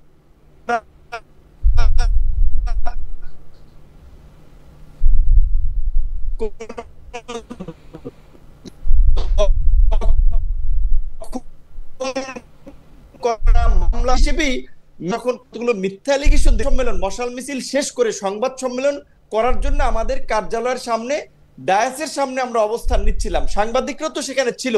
সেইখানে আমাদের কিছু ছেলেরা আমাদের এই মিছিলের শেষ মাথা নাইটিঙ্গেল মোড় ওখানে ছিল, ওই দিক থেকে আসতে আসতে আইন শৃঙ্খলা বাহিনীর সাথে তর্কে জড়ায়। সেইখানে তাদের উপরে অ্যাকশন করতে করতে তারা আমাদের কার্যালয়ে আসে এবং আমাকে যেভাবে টার্গেট করে বাঁশ দিয়ে লাঠি দিয়ে মানে যেভাবে আক্রমণ করেছে, এটা পরিষ্কার ছিল যে তাদের একটা সেদিন একটা কিলিং মিশন ছিল এবং সেই হামলাটা চালিয়েছে পুলিশ এবং সেনাবাহিনী। সেখানে পুলিশের পক্ষ থেকে বলা হয়েছিল ডিএমপির কোনো নির্দেশনা ছিল না, আর্মির পক্ষ থেকে বলা হয়েছে। আমরা অবাক হয়েছি এবং আমরা যতটুকু জানতে পেরেছি এখানে এই জাতীয় পার্টিকে যারা পৃষ্ঠপোষকতা করছে, আর্মির মধ্যে একটা অংশ যারা আওয়ামী লীগকে কামব্যাক করাতে চায়, তারাই এই ঘটনাটি ঘটিয়েছে। আমি মামলা করি নাই, এখানে আমাদের একজন ছাত্র নেতা জাতীয় পার্টির বিরুদ্ধে মামলা করেছে। আমি আইনজীবী মানবাধিকার সংগঠনের অনেকের সাথে কথা বলেছি, তারা বলেছে যেহেতু একটা বিচার বিভাগীয় তদন্ত কমিশন হয়েছে, আগে দেখেন সেই কমিশনটা কি রিপোর্ট দেয়, তারপরে আপনি মামলা করেন। তো আমি ইতিমধ্যেই আইনজীবী সহ মানবাধিকার সংগঠনের কর্মীদের সাথে কথা বলেছি যে প্রয়োজনে প্রতিষ্ঠান হিসেবে যদি আর্মির বিরুদ্ধে মামলা করা লাগে, কারণ এটা তো হোল আর্মি ইনভলভ না, আর্মির কমান্ডিং অফিসার যারা সেদিন ছিল তারা ইনভলভ, তাদের শাস্তি নিশ্চিত করার জন্য যদি আন্তর্জাতিক অপরাধ আদালতে হেগেও যাওয়া লাগে আমরা সেটা হেগে যাব। যেমন গুম খুনের বিচারের দাবিতে আমরা যেমন আয়নাগরের বিরুদ্ধে সোচ্চার ছিলাম, এই ঘটনায় যারা জড়িত ছিল তাদের বিচারের দাবিতে আমরা সোচ্চার আছি এবং থাকবো। জাতীয় পার্টির সাথে ওই দিন আমাদের কোনো সংঘর্ষ হয় না, এটুকু আমি আপনাকে বলে রাখি, এবং কোনো ক্ল্যাশও হয় নাই দুই পক্ষের ওইভাবে। সেখানে একটা মিথ্যা এবং একটা অস্পষ্ট বার্তা মিডিয়ার মাধ্যমে এইখানে ওই আর্মির মধ্যে ওই অংশটা যেই যারা আগে মিডিয়া কন্ট্রোল করতো, ডিজিএফ এর যে সমস্ত সেল টেল গুম খুন করেছে, তারাই ওই দিনের এই নিউজটাকে হাইড করার চেষ্টা করছে এবং সরকারের এই বিচার বিভাগীয় তদন্ত কমিশন ঠেকানোর জন্য তারা বিভিন্ন উপদেষ্টারকে ব্যবহার করার চেষ্টা করছে। সুতরাং এইটা আরো পরিষ্কার হবে তদন্ত কমিটির রিপোর্টের পরে। তদন্ত কমিটির রিপোর্টের পরে তাহলে আপনি এই বিষয়টাতেও আপনি একটু মন্তব্য করেন যে জনাব সাবের হোসেন চৌধুরীর গ্রেপ্তার, জামিন, তার বাসায় উপদেষ্টাদের বৈঠক একটি ক্লিন ইমেজের আওয়ামী লীগ গঠন করার বা একটি মাইনাস শেখ হাসিনা আওয়ামী লীগ গঠন করার কোনো প্রক্রিয়া হিসেবে এটা আপনি কি দেখেন কিনা, যেটিকে ব্যারিস্টার রুমিন ফারহানা একটি প্রক্রিয়া হিসেবে দেখছেন বলছেন? না, অবশ্যই। যেখানে আপনার এই মিটিংটাকে ধরেন সরকারের আইনের ভাষায়ও যেহেতু আওয়ামী লীগকে সরকার নিষিদ্ধ করেছে, আমরা একটা ফ্যাসিস্ট শক্তির বিরুদ্ধে আন্দোলন সংগ্রাম করে পরাজিত করেছি, যে প্রধানমন্ত্রী দেশ ছেড়ে পালিয়ে গেছেন, সেই দলের এই গণহত্যায় অভিযুক্ত, মানবতা বিরোধী অপরাধে অভিযুক্ত একজন নেতা এবং তিনি গ্রেপ্তার হয়েছিলেন, বিদেশিদের মধ্যস্থতায় তাকে জামিন দেওয়া হয়েছিল, আবার তার বাসায় আপনার এই রাষ্ট্রদূতদের মিটিং, এবং সেটা সরকার উপদেষ্টারা বলছে এটা স্বাভাবিক করতেই পারে। তার মানে তো এটা অবশ্যই সরকার উপদেষ্টাদের এখানে একটা ইনভলভমেন্ট আছে, এবং আমাদের এটা দুর্ভাগ্য যে আসলে এই জন্যই আমি শুরুর দিকে বলেছিলাম যে এটা একটা অত্যন্ত দুর্বল চিত্তের লোকদের একটা উপদেষ্টা পরিষদ, এবং এটা এই দায় আবার নাহিদদেরকেও নিতে হবে। নাহিদরা যেমন উপদেষ্টাদের সেফ এক্সিটের কথা বলছেন, তারা যারা এই উপদেষ্টা পরিষদ গঠনের সাথে জড়িত ছিলেন তাদেরকে এই দায়টা নিতে হবে যে তারা গণ অভ্যুত্থানের সাথে বেইমানি করে এরকম নিজেদের ভাই বন্ধু আড্ডা সার্কেলের, চা কফির সার্কেলের একটা সিন্ডিকেটকে নিয়ে একটা উপদেষ্টা পরিষদ গঠন করেছে, এবং মাসুদ করিম, ওই মাসুদ কামাল, সাংবাদিক মাসুদ কামালের ভাষায় যে যারা বিপ্লবেরও 12টা বাজাইছে, এটা আসলে পরিষ্কার এই উপদেষ্টা পরিষদের কর্মকাণ্ডে। এটা আমাদের জন্য দুর্ভাগ্য যে আমরা রক্ত দিয়েছি, লড়াই করেছি, সংগ্রাম করেছি, নিজেদের জীবন বিপন্ন করেছি, কিন্তু এই ধরনের একটা দুর্বল, একটা অকার্যকর এবং অযোগ্য উপদেষ্টা পরিষদ আমরা পেয়েছি। আপনি এর মধ্যে থেকে আমি একটু ব্যারিস্টার ফারহানার কাছে যেতে চাই, জনাব নুরুল হক নূরের কথা, যে আপনি কি মনে করেন যে এর কারণ হিসাবে পলিটিক্যাল পার্টিগুলিরও অনেক দায় রয়েছে? যেমন আপনি জনাব মাহফুজ আলমের কথা বলছিলেন, আমি জনাব মাহফুজ আলমকে একটু উদ্ধৃত করি ব্যারিস্টার ফারহানা, যে জনাব মাহফুজ আলম বলতেছিলেন যে প্রথম দিকে সব পলিটিক্যাল পার্টি আসলে উপদেষ্টা পরিষদকে সাহায্য করছিলেন, তারা ধন্যবাদ দিচ্ছিলেন, তারা সব রকম সহায়তা দিতেও প্রস্তুত ছিলেন, কিন্তু যেই মুহূর্তে বিএনপির পক্ষ থেকে বেশিরভাগ, উনি বলেছেন যে মানে পার্সেন্টেজটা ওরকমভাবে বলেন নাই, বেশিরভাগ আমলা, স্ট্র্যাটেজিক যারা শাসন প্রশাসক আছেন তাদেরকে নিয়োগ দেওয়া হলো, তারপরে কিছু নিয়োগ দিল হচ্ছে জামায়াত, তারপর থেকেই তারা নির্বাচন চাইতে শুরু করলেন এবং অসহযোগিতা করতে শুরু করলেন তাদের লোকগুলিকে সেট করার পর। জনাব মাহফুজ আলমের সব কথার সাথে একমত পোষণ না করলেও আমি এই বিষয়টার সাথে কিছুটা একমত যে প্রশাসনের বেশিরভাগ জায়গায় বিএনপির লোকে আসলে বসে আছে, এবং বিএনপি আসলে বাংলাদেশের যা কিছু হইতেছে বা হইতেছে না এইটার ক্ষেত্রে আসলে নেতৃত্ব দিচ্ছে। বিএনপি বলে দিছে যে আমাদের ইন্টারেস্ট ছাড়া কোনো একটা জেলা শহরের কোনো একটা মানুষের ইন্টারেস্ট প্রোটেক্ট করার দরকার নাই। একটু যদি মন্তব্য করতেন। খালেদ ভাই, একদমই ভুল, একদমই ভুল। দেখুন, একটা সরকার যদি বিএনপির উপর নির্ভর করে সফল বা ব্যর্থ হয়, তাহলে আপনি ধরে নেন ওটা একটা অশ্বডিম্ব মার্কা সরকার, এবং ওই সরকারের কান ধরে এখনই চলে যাওয়া উচিত। কারণ যেই সরকার নিজেরা সরকারে থাকবে কিন্তু তাদের সাফল্য বা ব্যর্থতা নির্ভর করবে তৃতীয় কোনো পক্ষের উপর, তাহলে ওই সরকারের উচিত ওই তৃতীয় পক্ষকে পায়ে ধরে এনে ক্ষমতা বুঝিয়ে দিয়ে বা দায়িত্ব তাই করবে তো। এই সরকার তো বিএনপিকে তৃতীয় পক্ষ ভাবে না, বিএনপিকে। খালেদ ভাই, তাহলে আর এত জল ঘোলার দরকার তো নাই, তাহলে আরো আগেই করে ফেলতে পারতো। এক, দুই হলো, দেখুন ধরুন আমি একটা উদাহরণ দিই, গত 14 মাসে 400-র কাছাকাছি মাজার ভাঙ্গা হয়েছে, একটাতেও আমি দায়িত্ব নিয়ে বলতেছি সরকার কোনো শক্ত পদক্ষেপ নেয়, নিন্দা জানানো ছাড়া। তো এটা কি বিএনপির দোষ? গত 14 মাস মরাল পুলিশিং হয়েছে মেয়েদের উপরে, একটা আওয়াজ এই সরকার করেনি, এটা কি বিএনপির দোষ? আপনি দেখেন আলাউদ্দিন খাঁর মৃত্যুবার্ষিকী না জন্মবার্ষিকী আমি ভুলে গেছি, সেটা উপলক্ষে সংস্কৃতি মন্ত্রণালয় উচ্চাঙ্গ সঙ্গীতের আয়োজন করেছিল, সেটাও গিয়ে লালবাগ কেল্লায়, সেটাও গিয়ে লালবাগের মসজিদ কমিটি এবং অন্যান্য যারা আছেন তৌহিদি জনতা, তারা বলেছেন নাচা গানা হবে না। সরকার তাদেরকে মাথায় হাত বুলিয়ে বুঝিয়েছে এটা নাচা গানা নয়, এখানে আমরা উচ্চাঙ্গ সঙ্গীত করব। আপনি জানেন অনেকগুলো মঞ্চ নাটক বন্ধ হয়েছে, আপনি কি এগুলোকে বলবেন বিএনপির কারণে? আমি বলবো বিএনপির কারণে কেন? বেঁচে ফারহানা আমার যুক্তিটা আমি দেই, বেঁচে ফারহানা আমার যুক্তিটা আমি দেই, আমি কেন বিএনপির দোষ বলবো? একটা জায়গা অনিরাপদ হয়ে উঠতেছে, এগুলা কি আপনি বিএনপির দোষ? আমি বলি কেন, আমি বলি বিএনপির দোষ কেন আমি দিব। আপনি মাজার ভাঙা থেকে শুরু করে সাংস্কৃতিক অনুষ্ঠান, উচ্চাঙ্গ সঙ্গীত বন্ধ হওয়া, বিভিন্ন জায়গায় বিভিন্ন মব কালচার হওয়ার ক্ষেত্রে আমি বিএনপির দোষ এই কারণে বলবো, বিএনপি বাংলাদেশের নারীদের উপর মরাল পুলিশিং, হ্যাঁ নারীদের বিরুদ্ধে মরাল পুলিশিং এর ক্ষেত্রে বিএনপির দায়টা আমি কোথায় দেখি? আমি দেখি যে বিএনপি বাংলাদেশের সবচেয়ে বড় রাজনৈতিক দল, এবং আওয়ামী লীগ যেখানে রাজনীতি নিষিদ্ধ আছে সেখানে আমি বলতে চাই যে বিএনপির সাথে দ্বিতীয় যে রাজনৈতিক দলটা প্রতিদ্বন্দ্বিতা আছে তারা আছে হচ্ছে অনেক পিছনে।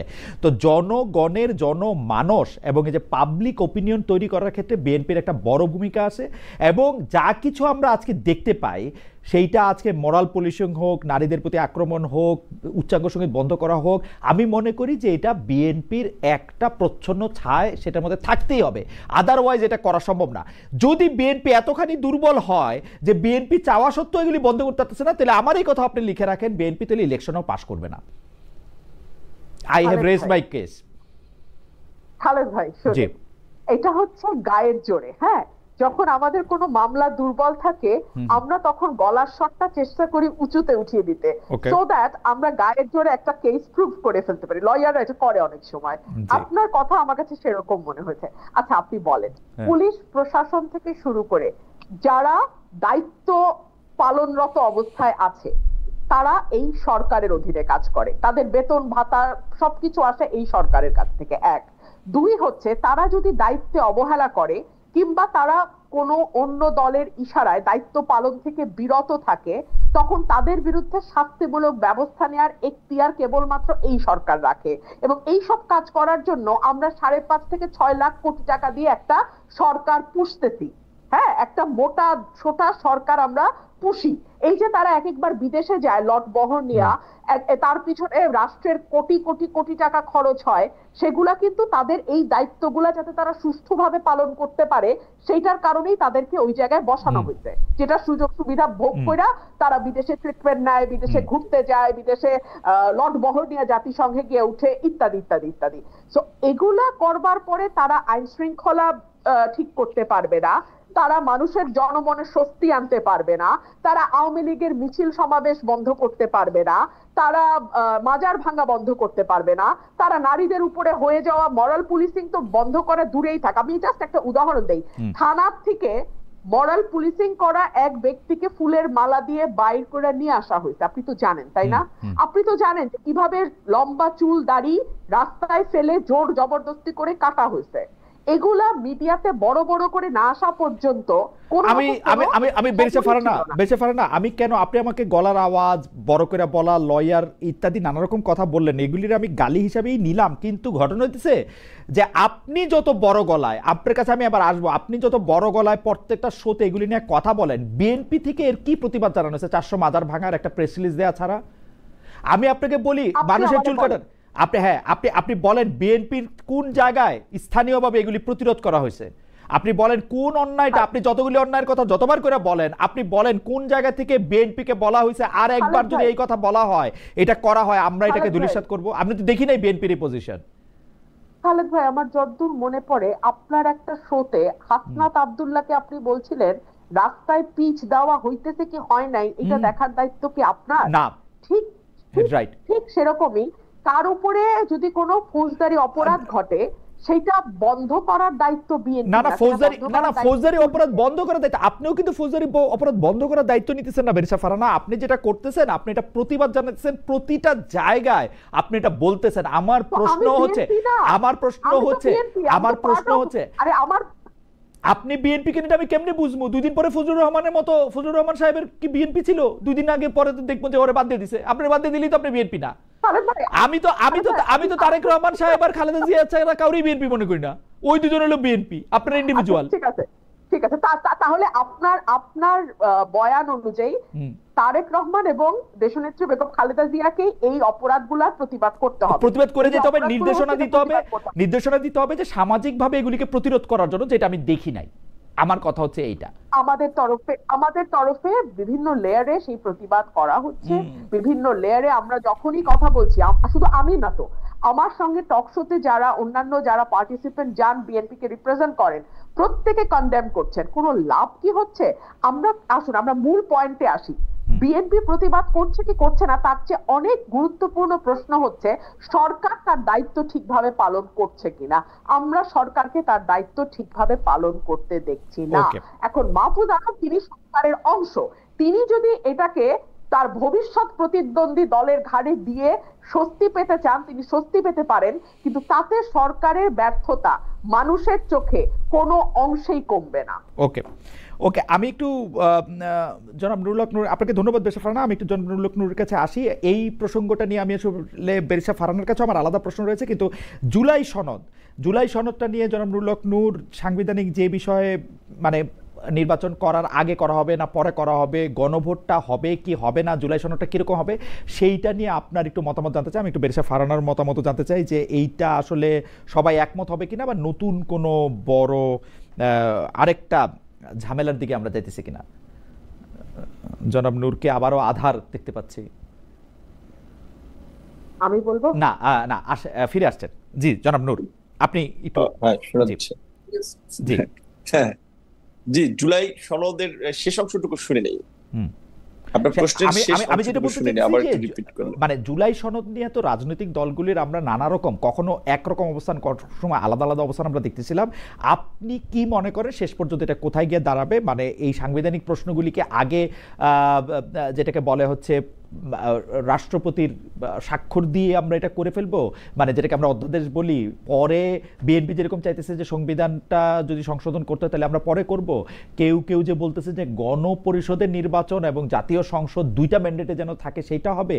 আপনি কোনটাকে দেখেন? অনেকগুলি বিষয়, কিন্তু জুলাই সনদটার আসলে আমরা ইউএসপি কি দেখি? অনেকে বলে থাকেন যে এইটা আসলে মোরলেস একটা ইন্ডেমনিটি, অনেকে বলে থাকেন এটা হচ্ছে যে মোরলেস একটা স্বীকৃতি, কেউ কেউ বলে থাকেন না আমরা সংবিধানের মূল কাঠামোটাই আসলে পরিবর্তন করতে চাই। আপনি এটাকে কিভাবে দেখেন? না, জুলাই সনদটা আমি মনে করি যে বাংলাদেশের এই স্বাধীনতার 54 বছরে রাষ্ট্র পুনর্গঠনে এবং সংবিধানের যে বিষয়গুলোর আমাদের সংশোধনী প্রয়োজন, সেই বিষয়গুলোতে আমরা মোটামুটি আসলে জনগণকে সম্পৃক্ত করে এবং ক্রিয়াশীল রাজনৈতিক দলকে সম্পৃক্ত করে এক নতুন ভাবে করার একটা সুযোগ পাচ্ছি। এবং বিশেষ করে এই ধরনের একটা গণ অভ্যুত্থানের পরে বিভিন্ন দেশেই বড় ধরনের অনেক পরিবর্তন ঘটে। সেই জায়গা থেকে এখন এই পরিবর্তনটা মানুষের প্রত্যাশিত, কিন্তু দুঃখজনক হচ্ছে যে সরকার দায়িত্ব নেয়ার 1 বছর পার হয়ে গেছে, অলরেডি 14 মাস, কিন্তু এতদিনও সেটা করতে পারে নাই। আর সরকার এটা সম্পন্ন করতে না পারার ফলেই কিন্তু রাজনৈতিক দলগুলোর মধ্যেও নানান ধরনের মতানৈক্য, এবং শেষ পর্যন্ত আসলে এই জুলাই সনদের যেই বিষয়বস্তুগুলো, যে 84টি প্রস্তাব বা 84টি বিষয় নিয়ে যে জাতীয় ঐক্যমত্য কমিশন দীর্ঘদিন আলাপ আলোচনা শেষ পর্যন্ত একটা ঐক্যমতে পৌঁছানোর চেষ্টা করেছে, সেইটার কতটুকু বাস্তবায়ন হয় সেইটা নিয়ে অনেকগুলো প্রশ্ন রয়েছে। ধরেন যে অনেকগুলো প্রস্তাবে বিএনপি নোট অফ ডিসেন্ট দিয়েছে, তাহলে বিএনপি সরকার গঠন করলে তো বিএনপি সেটা করতে বাধ্য নয়, কারণ বিএনপি তো আগেই সেটাতে নোট অফ ডিসেন্ট দিয়েছে। সো সেই ক্ষেত্রে আমরা যেটা বারবার বলেছিলাম যে যতটুকু বাস্তবায়ন করা যায় রাজনৈতিক ঐক্যমতের ভিত্তিতে, সেটা আগামী জাতীয় নির্বাচনের আগেই করা দরকার ছিল, এবং সেটার ভিত্তিতে নির্বাচনটাও করা দরকার ছিল। সেই ক্ষেত্রে আইনগত কিছু জটিলতা ছিল, যেমন কিছু বিষয় অধ্যাদেশের মাধ্যমে বাস্তবায়ন করা যায়, আবার কিছু বিষয় সংবিধান পরিবর্তনের প্রয়োজন হয়। যেমন আমরা যদি দ্বিকক্ষ বিশিষ্ট সংসদ করি, আমাদের 500 সংসদ সদস্য হয়, কিংবা আরো কিছু পরিবর্তনের ক্ষেত্রে সংবিধানের মূল নীতি এবং সংবিধানের আরো কিছু অনুচ্ছেদে, সেই ক্ষেত্রে তো আমাদের সংবিধান পরিবর্তন করতে হয়। সংবিধান পরিবর্তনটা তো আসলে অধ্যাদেশ দিয়ে সম্ভব নয়, সেটার জন্য তো একটা পার্লামেন্ট বা গণপরিষদ লাগতো। সেটা ধরেন যদি 6 মাস আগে এই ধরনের একটা প্রসিডিউরের মধ্যে দিয়ে গণপরিষদ করে বা গণভোট এটা সম্পন্ন করা যেত, তাহলে এখন এই সনদটা পরিপূর্ণ বাস্তবায়ন হতো। এখন যেই দলই সরকার গঠন করে, শেষ পর্যন্ত আসলে তাদের উপরে ডিপেন্ড করতেছে যে জুলাই সনদের কতটুকু বাস্তবায়ন বা কার্যকর হবে। এখন এই গণভোট, জাতীয় নির্বাচনের দিন একই সময় গণভোটের কথা বলছে। ধরেন এইখানে কিছু দল এটার পক্ষে ক্যাম্পেইন করলো, জুলাই সনদের পক্ষে, কিছু দল এটা নিয়ে কথাই বললো না, এবং দেখালো ভোটে যদি এটা না জয়ী হয়, তাহলে তো এটা বাস্তবায়ন করতে বাধ্য থাকবে না যারা সরকার গঠন করবে। সুতরাং সেই ক্ষেত্রে প্রকৃত অর্থে একটা অনিশ্চয়তা থেকেই যায়, এবং যারা সরকার গঠন করবে শেষ পর্যন্ত তারা কতটুকু তাদের কমিটমেন্ট। কিন্তু ঘটনা হচ্ছে যে আপনারা যদি কমিটমেন্টটা বিশ্বাস না করেন, জন্মনুর লোকনুর, আমি হচ্ছে যে আপনাকে ধরেন, আপনি যারে বিশ্বাস করতেছেন না সে ক্ষমতায় গেলে এটা করবে, তারে আপনি কেমনে বিশ্বাস করবেন? সে যদি এখন এটা মানে ক্ষমতা গেলে এটা বাতিল করবে না? এটা আপনি একটা বাতিল করাটা ডিফিকাল্ট, একদম ডিফিকাল্ট না, বিশ্বাস করেন জনাব নূর, একদম ডিফিকাল্ট না। ওরা আইসা প্রথমেই পার্লামেন্টে প্রথম দিনই বলবে যে এত তারিখ থেকে এত তারিখ পর্যন্ত পার্লামেন্টের বাইরে যেসব সিদ্ধান্ত হয়েছে সেগুলি আমরা আর ইনকর্পোরেট করতেছি না, এগুলির ব্যাপারে এই পার্লামেন্ট আলোচনা করিয়া ঠিক করিবে। এখন সেটা কি হয় সেটা তো পরবর্তী রিয়াকশন, কিন্তু এই আমার কাছে মনে হয় কি জানেন, আমার কাছে কি মনে জানেন নূর, বিএনপি যতটুক করতে পারবে ওটুক কিন্তু ওরা বলতেছে, যতটুক করতে পারবে না ওটুক কিন্তু ওরা বলতেছে না। আমার কাছে মনে হয় অন্তত বিএনপি এখানে স্মার্ট প্লে করতেছে না কিন্তু আসলে আমার মনে হইতেছে, কারণ বিএনপি কিন্তু খুব সহজে এটা মেনে নিতে পারতো। এই প্রেসিডেন্টের প্রভাইসও, এই মহামান্য জনাব শাহাবুদ্দিন চুপ্পুর প্রভাইসও উনাদের বাতিল করতে, আপনার মনে আছে আওয়ামী লীগ কিন্তু গুরুত্বপূর্ণ বিল 1-1.5 মিনিটে পাশ করাইছে, বিএনপি আরেকটু স্মার্ট তো ওই 20-25 সেকেন্ডে পার করাইতো। এখন সেই ক্ষেত্রে ধরেন এখানে আগামীতে সরকার গঠন যারা করবে এবং সেইখানে বিএনপির একটা সম্ভাবনা থাকায় আলোচনার ক্ষেত্রেও আপনার বিএনপির মনোভাবকে প্রাধান্য দেওয়া হয়েছে, এবং বিএনপির না শুধু আসলে শেষ পর্যন্ত আমরা চেষ্টা করেছি যে এখানে মেজর স্টেক হোল্ডার যারা তারা যেন কনভিন্স থাকে। সো এখন এইটুকু যেটুকু আমরা একমত হয়েছি এইটুকু যদি এক্সিকিউট করা হয় তাহলে আমার মনে হয় যে আসলে দেশে আগামীতে আমরা যেটা দীর্ঘদিন ধরে বলে আসছিলাম যে আমাদের যে কিছু রাষ্ট্রের বা একটা রাষ্ট্র টিকে থাকে কিছু প্রতিষ্ঠানের উপরে ভিত্তি করে, সেই ধরনের কিছু প্রতিষ্ঠান আমরা গড়ে তুলতে পারি নাই। সেটা বিচার বিভাগ, নির্বাচন কমিশন, সেটা আমাদের জাতীয় মানবাধিকার কমিশন, সেটা হতো তথ্য কমিশন, এই ধরনের কিছু প্রতিষ্ঠান, আমাদের মহা হিসাব নিরীক্ষক, এই প্রতিষ্ঠানগুলো, এবং আমরা এই যে রাজনীতিতে যে আমাদের এত বিভাজন এবং 5 বছর পর পর নির্বাচন নিয়ে যে সংকট, এই সংকট কাটানোর জন্য যে একটা নির্বাচনকালীন সরকারের বিষয়, এই বিষয়গুলোতে আমরা মোটামুটি আলোচনা সাপেক্ষে একটা জায়গায় পৌঁছেছি। এখন এইগুলো যদি কাটা সেরা ছাড়াও যদি সামনে বাস্তবায়ন করে যারা সরকার গঠন করবে, সেক্ষেত্রে বাংলাদেশ হয়তো সামনে অনেক ধরনের ক্রাইসিসে পড়বে না, ক্রাইসিস থেকে দূরে থাকতে পারবে। কিন্তু যদি এগুলোতে আসলে কলম বসাতে যায়, যেটা আমরা অতীতে দেখেছি, তো যে আপনি যেটা বলেছেন আওয়ামী লীগও করেছে, বিএনপিও করেছে, তাদের সুবিধার জন্য আইন করেছে, আইন বাতিল করেছে। সো এটা যদি করে তাহলে তো আসলে এই গণ অভ্যুত্থানের সাথে তাহলে তাদের একটা আমি মনে করি যে মানুষের স্পিরিটের বাইরে গিয়ে কাজ করা, তো শেষ পর্যন্ত একটা বিশ্বাস রাখতে হচ্ছে আর কি। কিন্তু ঘটনা হচ্ছে যে আপনারা বিশ্বাসটা এরকম মানে এইরকম কেন, মানে বিশ্বাসের ব্যাপারটা মানে এই যে জুলাই সনদ নিয়ে যতগুলি কথা হয়েছে, ঐক্যমত্য কমিশন থেকে শুরু করে আগে করা হবে না পরে করা হবে, ক্ষমতা গিয়ে করা হবে, গণপরিষদ নির্বাচন করবে না করবে, এতগুলি দল পুরোপুরি টেলিভিশনের সামনে মানে তারা আলোচনা করে যে বিষয়টাতে তারা কথা দিয়ে আসলেন সেটার উপর আমরা আস্থা রাখতে পারতেছি না কেন? এখানে আপনিও ছিলেন, বিএনপির শীর্ষ নেতৃবৃন্দ ছিল, মানে সিটিজেন্স পার্টির ওনারা ছিলেন, জামাত ইসলামী ছিলেন, সারা বাংলাদেশের সব মানুষ দেখছেন, মানে দ্বিধা সংশয়টা কোন জায়গায়?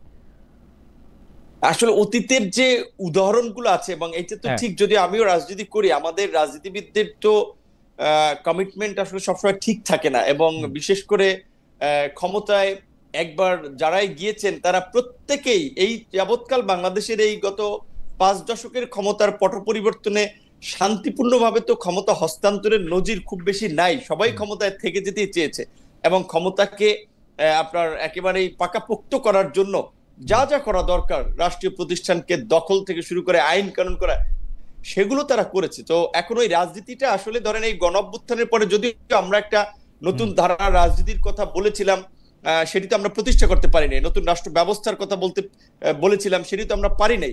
এবং এই অন্তর্বর্তীকালীন সরকারের মাধ্যমে একটা নতুন পরিবেশ আমরা দেখতে চেয়েছিলাম, সেগুলো তো হয় নাই। কাজে এই কারণে হয়তো কিছুটা সংশয় থাকে, কিন্তু তারপরে আমি মনে করি যে শেষ পর্যন্ত আস্থাটা রাখতে হবে। রাজনীতিবিদরা যতই খারাপ হোক তারাই রাষ্ট্র পরিচালনা করবে, তারাই রাষ্ট্রের নীতি নির্ধারণ করবে। সেক্ষেত্রে এখন শেষ পর্যন্ত যেহেতু একটা ঐক্যমতে পৌঁছেছে যে নির্বাচনের সময়, জাতীয় নির্বাচনের দিন একই সাথে গণভোট এবং এই জুলাই সনদ বাস্তবায়নের একটা ব্যান্ডেড নেওয়া, এখন আমি এই জায়গাটাতেই ফিক্স থাকতে চাই। এবং অন্যান্য রাজনৈতিক দলকেও আমি বলবো যে অন্তত যেহেতু এখন ফেব্রুয়ারিতে জাতীয় নির্বাচন এবং বাংলাদেশের আপনার অভ্যন্তরীণ নিরাপত্তা, অভ্যন্তরীণ আইন শৃঙ্খলার পরিস্থিতি, ভৌগোলিক পরিস্থিতি, প্রতিবেশীদের আচরণ, নানান প্রেক্ষাপটে নির্বাচনটা আমাদের জন্য জরুরি হয়ে পড়ছে। ওকে, নির্বাচন না হলে বাংলাদেশ কিন্তু আরো নতুন নতুন সংকটে পড়বে। সেই জায়গা থেকে এখন আর এই জুলাই সনদ নিয়ে কিংবা নতুন কোনো আলোচনা নিয়ে আমরা বিভাজন কিংবা একটা আমার কাছে, হ্যাঁ, আমি আমি অন্যরকম পরিস্থিতি তৈরি হোক, জনাব আমরা ওইদিকে যেতে চাই না। এখন নির্বাচনের দিকে আমরা যেতে চাই। জনাব নূর, আমারও মনে হচ্ছে যে এই ব্যাপারটার আলোচনাটা অনেকটাই একাডেমিক হয়ে থাকতেছে। বেশি ফারহানা, আমি সর্বশেষ আপনাকে যে প্রশ্ন করতে চাই সেই প্রশ্নটি হচ্ছে যে আপনি জানেন যে সেনাবাহিনীর কয়েকজন কর্মকর্তাদের বিরুদ্ধে, মানে এটাকে আপনারা আদালতের ভাষায় কি বলেন, মানে মামলার যে প্রসিডিংসগুলি সেগুলি শুরু হয়েছে। এখন অনেকেই বলছেন যে তারা আসলে একটি চেয়ার দায়িত্ব পালন করছেন, তো এই চেয়ার দায়িত্ব পালন করলে এইভাবে তারা এর জন্য মানে দায়ী হতে পারবেন কিনা, বা চেয়ার হলেই কি সব কথাও শুনতে হবে কিনা। কারণ আদালতে ভাষায় বা আইনের ভাষায় একটি কথা আছে যে আপনি যদি মনে করেন কোনো একটা বিষয় আইন বা সংবিধান বিরোধী, এটা তো আপনি নাও মানতে পারেন, কিন্তু এইসব ক্ষেত্রে এইগুলি যে একটা ফাইনাল লাইন আছে, এই মামলাগুলি কি সেই ফাইনাল লাইনকে আরও মানে মানে এই পার্থক্যটাকে আরও বিশাল করে তুলবে, নাকি ভবিষ্যতের জন্য এটা ভালো হবে? কারণ বর্তমানে যারা কর্মকর্তা আছেন তাদের মধ্যে অনেকে এটা ভাবতে পারেন যে ভবিষ্যতের কোনো সরকার এসেও তাদের কোনো কাজকর্মকে তো আসলে চ্যালেঞ্জ করা যেতে পারে, তাহলে তারা কি আসলে কাজে যাবেন কি যাবেন না। উদাহরণ আসছে, এটা শেষ কথা বলি, যে অপারেশন ক্লিন হার্টের সময় যেসব আর্মি অফিসার আসলে অনেক ধরনের কাজে ব্যাপৃত হয়েছিলেন, তাদের কি আসলে এরকম কোনো কিছুর সম্মুখীন হতে হয়েছে কিনা, এইবার কেন এটা আলাদা? বেশা ফারহানা, আমি জনাব আপনার একটু বিশ্লেষণ শুনে জনাব নূরের মন্তব্য শুনে আজকের মতো অনুষ্ঠান এখানে শেষ করব। আমি একটু আপনার মন্তব্য শুনতে চাই।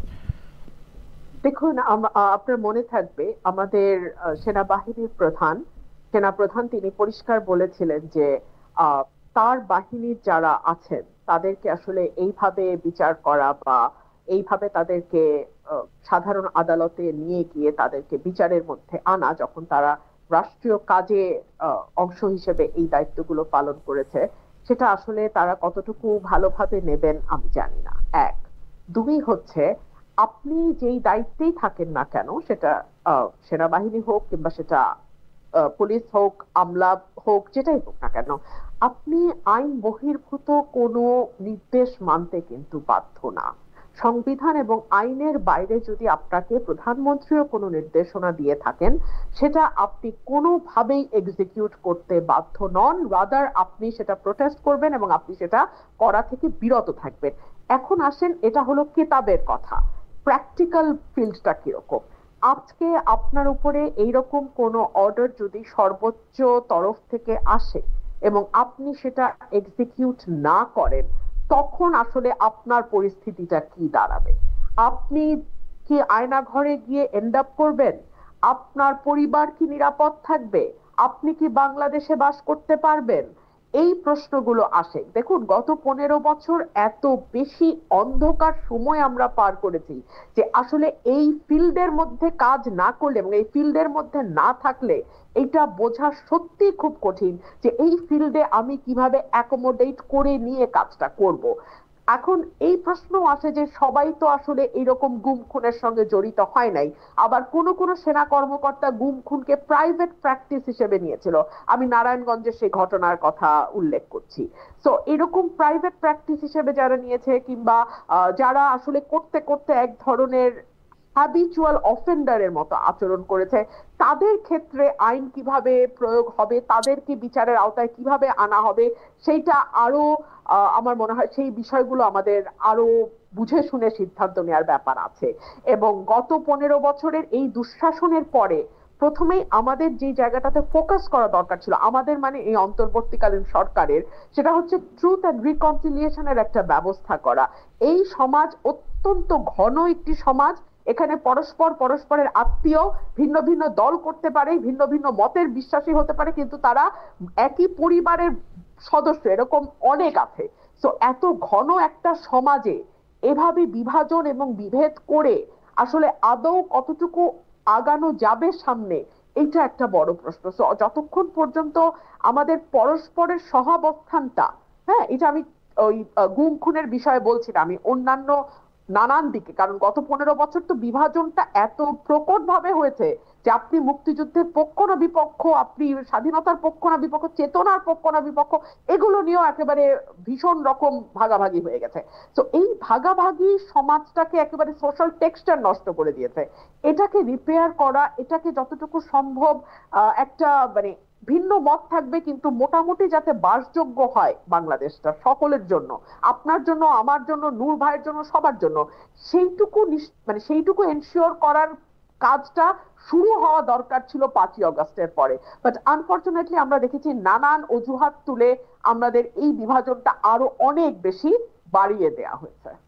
আমি জনাব নূরের কাছ থেকে এটা বিষয়টা একটু এই ব্যাপারে একটু মন্তব্য জানতে চাইবো যে আমরা কিন্তু দেখেছি 5 আগস্ট 2024 পরে সিটিং সেনাবাহিনীর শীর্ষ পর্যায়ের কর্মকর্তা, যেমন ধরেন মেজর জেনারেল জিয়াউল সাহেব যিনি ছিলেন এনটিএমসির দায়িত্বে, তাকে কিন্তু গ্রেপ্তার করা হয়েছে, তাকে আদালতে নেওয়া হয়েছে এবং তার বিরুদ্ধে এটা মামলা করাও হয়েছে।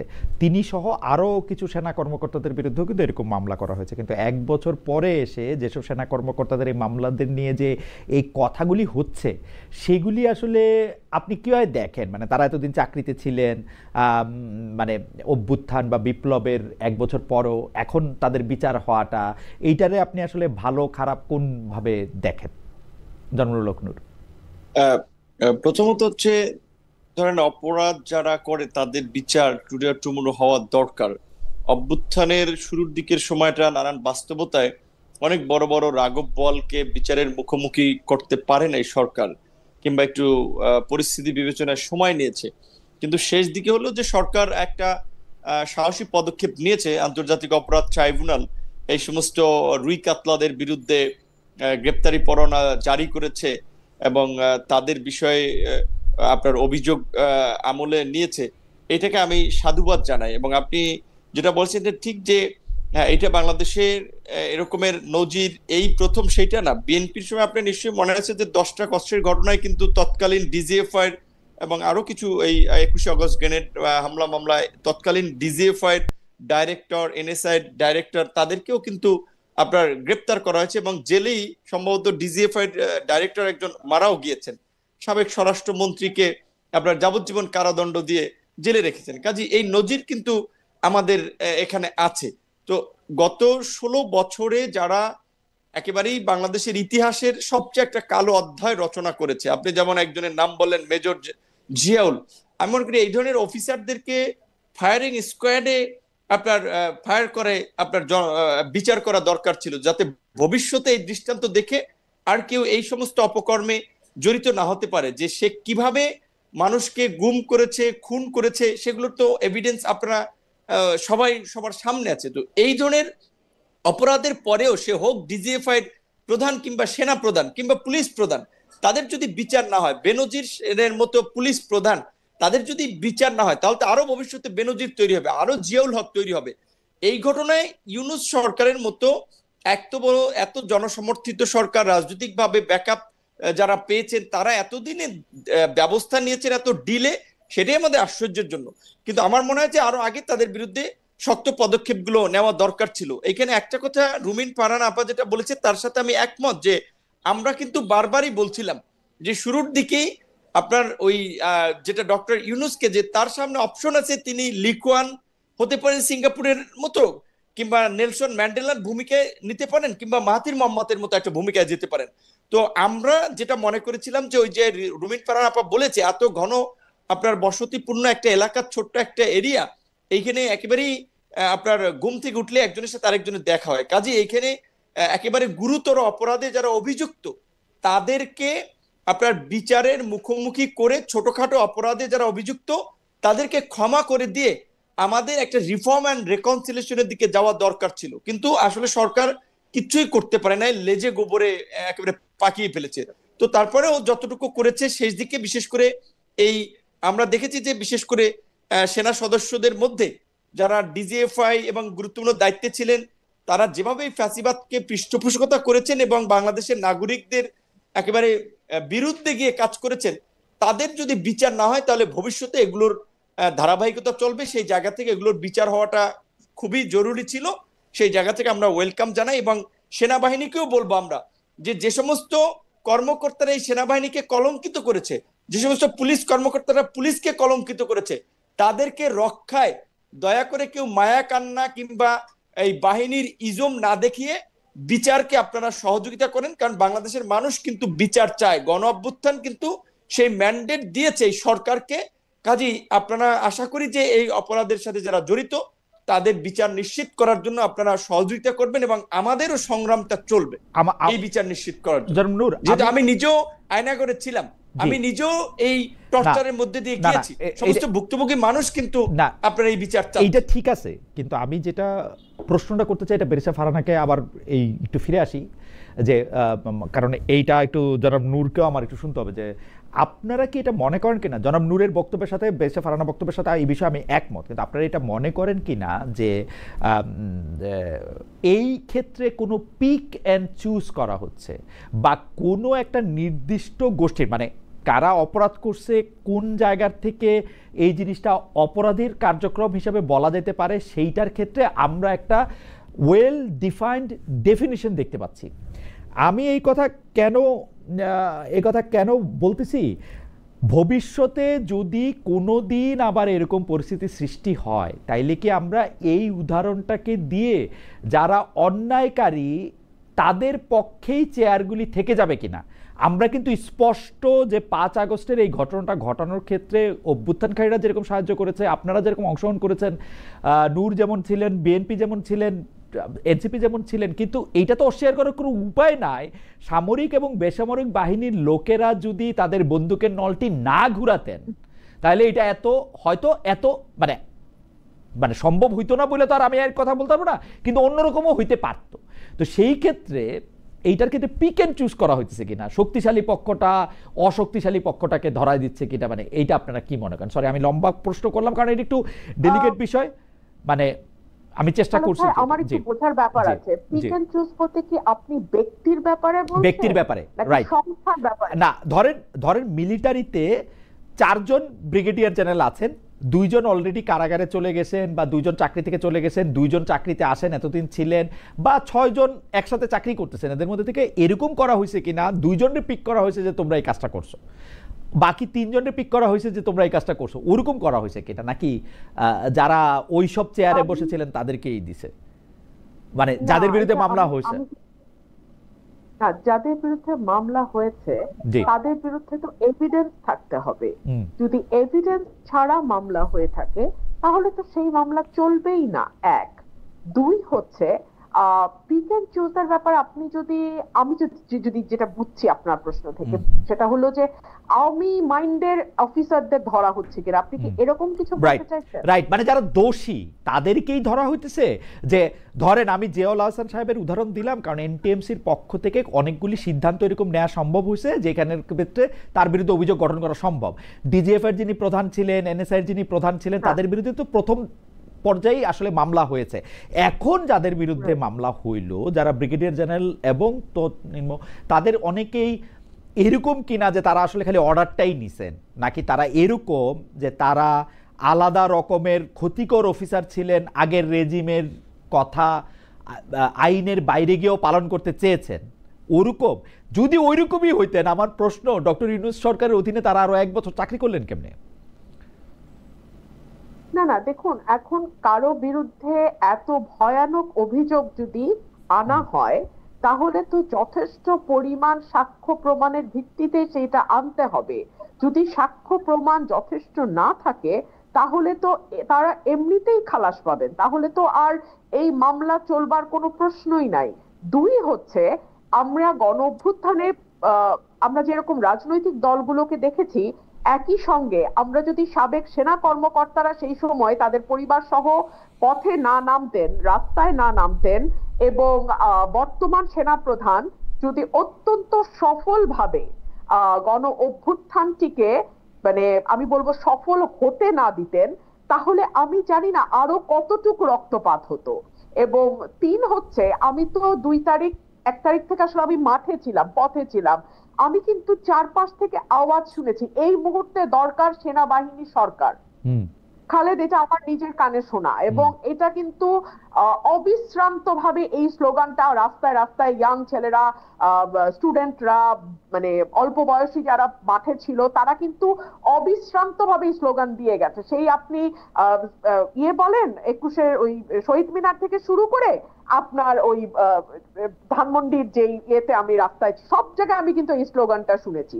সুতরাং ওই সময় যদি সেনাবাহিনী ক্ষমতা নিত, ডক্টর ইউনূসের সরকার না হয়ে যদি এটা সেনাবাহিনীর সরকার হতো, আপনি বিশ্বাস করেন মানুষ কিন্তু আপত্তি করতো না। তো সেই জায়গাতেও সেনাবাহিনী যে প্রফেশনালিজম দেখিয়েছে, সেনাবাহিনী যেই আমি বলবো যে মানে ক্ষমতা না নিয়ে তারা যেভাবে ধৈর্য সংযমের পরিচয় দিয়েছে, সেটা কিন্তু খুবই আমার মনে হয় প্রশংসাযোগ্য। আপনি যদি আপনি আপনার পয়েন্ট আমরা বুঝতে পেরেছি।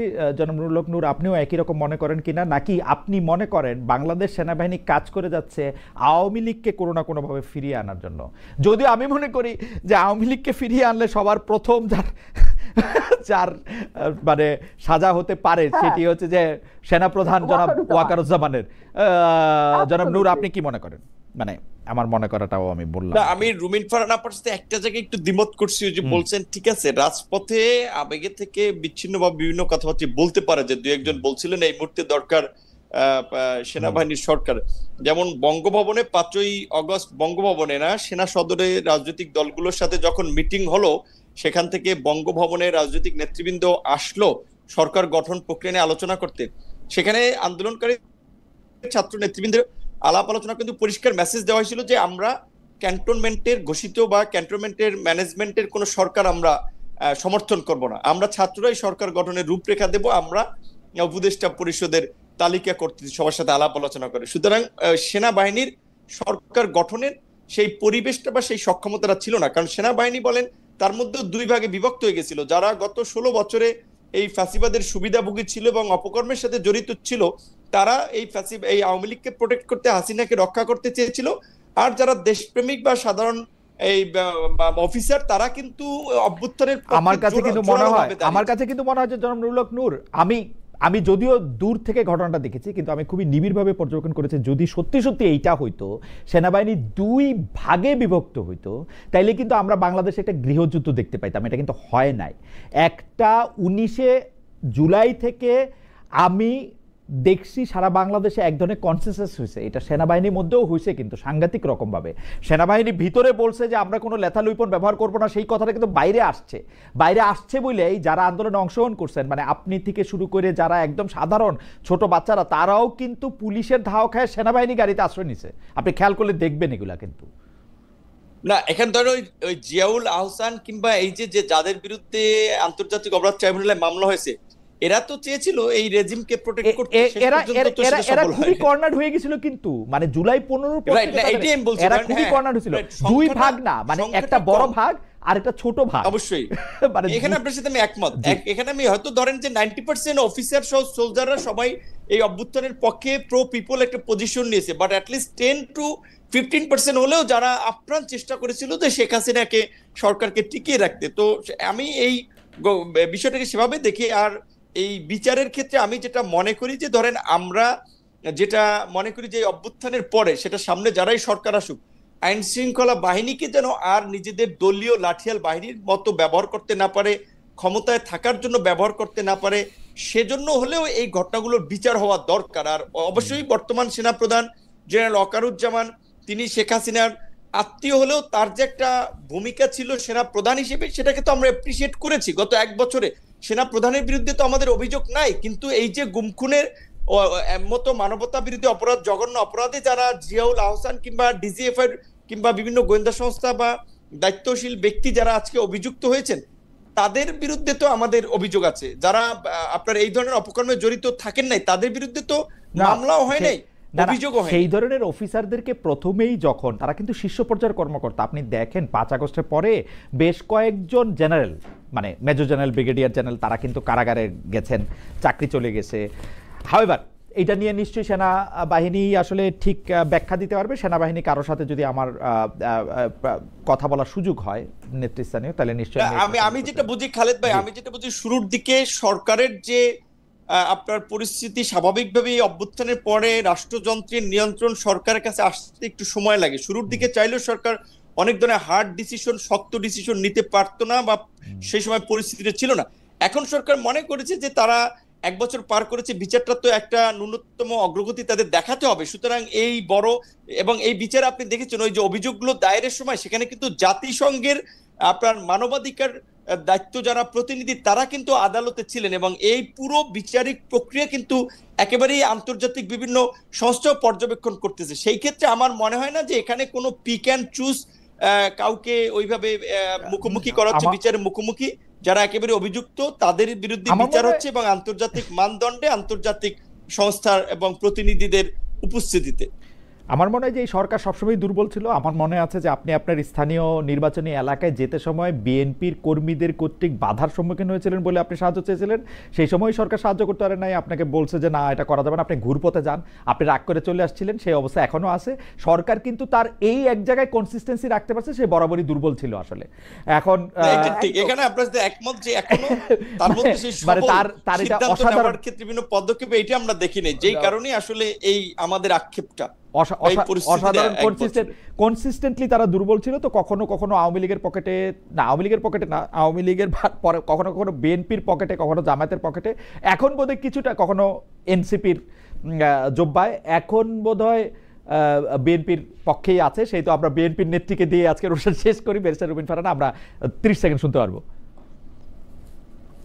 না, আমাদের আজকে যে আলোচনা তাতে দেখুন কি অসাধারণ ভাবে আমরা তিনজন একমত হয়েছি যে এই সরকারটি ভীষণ রকম দুর্বল, ভীষণ রকম অকার্যকর, ভীষণ রকম ব্যর্থ। কারণ এটা এই সরকারের ব্যর্থতার মধ্যে সীমাবদ্ধ নাই। দুর্ভাগ্যজনক ভাবে আমরা যে একটা বিরাট স্বপ্ন নিয়ে আসলে যাত্রাটা শুরু করেছিলাম, এবং একটা দীর্ঘ লড়াই, তো 15 বছর একটা লম্বা সময়, এই 15 বছরের লড়াই এবং গত 24 অগস্ট, জুলাই আগস্টের 36 দিনের বিভৎসতা, তারপরে যখন এই সরকারটি আসলে কোন জায়গাতে, আপনি আমাকে একটা জায়গা দেখান খালেদ ভাই যে এই সরকার সফল, যদি একটা জায়গাও থাকতো আমাদের কিছুটা হয়তো সান্ত্বনা হতো।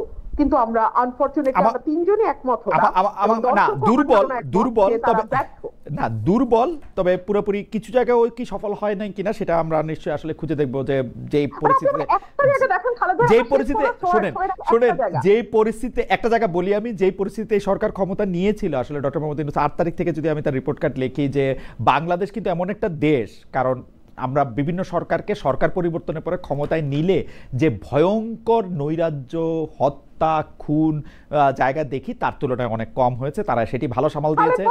খালেদ ভাই, বাংলাদেশে 5 তারিখ থেকে 8 তারিখ কোনো সরকার ছিল না, তখনও ল এন্ড অর্ডার আমাদের বাচ্চারা রাস্তায় থেকে যেভাবে কন্ট্রোল করেছে সেটা এই সরকারের সময় 14 মাসের তুলনায় না 3 দিন দিয়ে, প্রথম কথা 3 দিন দিয়ে এটা বোঝা যায় না, প্রথম কথা 3 দিন দিয়ে বোঝা যায় না। 5 তারিখে জি 5 তারিখ হচ্ছে সবচেয়ে বড় যেই দল ভিকটিম হয়েছে বিএনপি গত 15 বছর, তারা কিন্তু সেভাবে প্রতিহিংসা পরায়ণ হয় নাই, তারা কিন্তু সেভাবে রক্তপাত ঘটায় নাই। হবে বিএনপি ক্ষমতা আসলে হবে, বেরসা ফারহানা, বিএনপি ক্ষমতা আসলে হবে।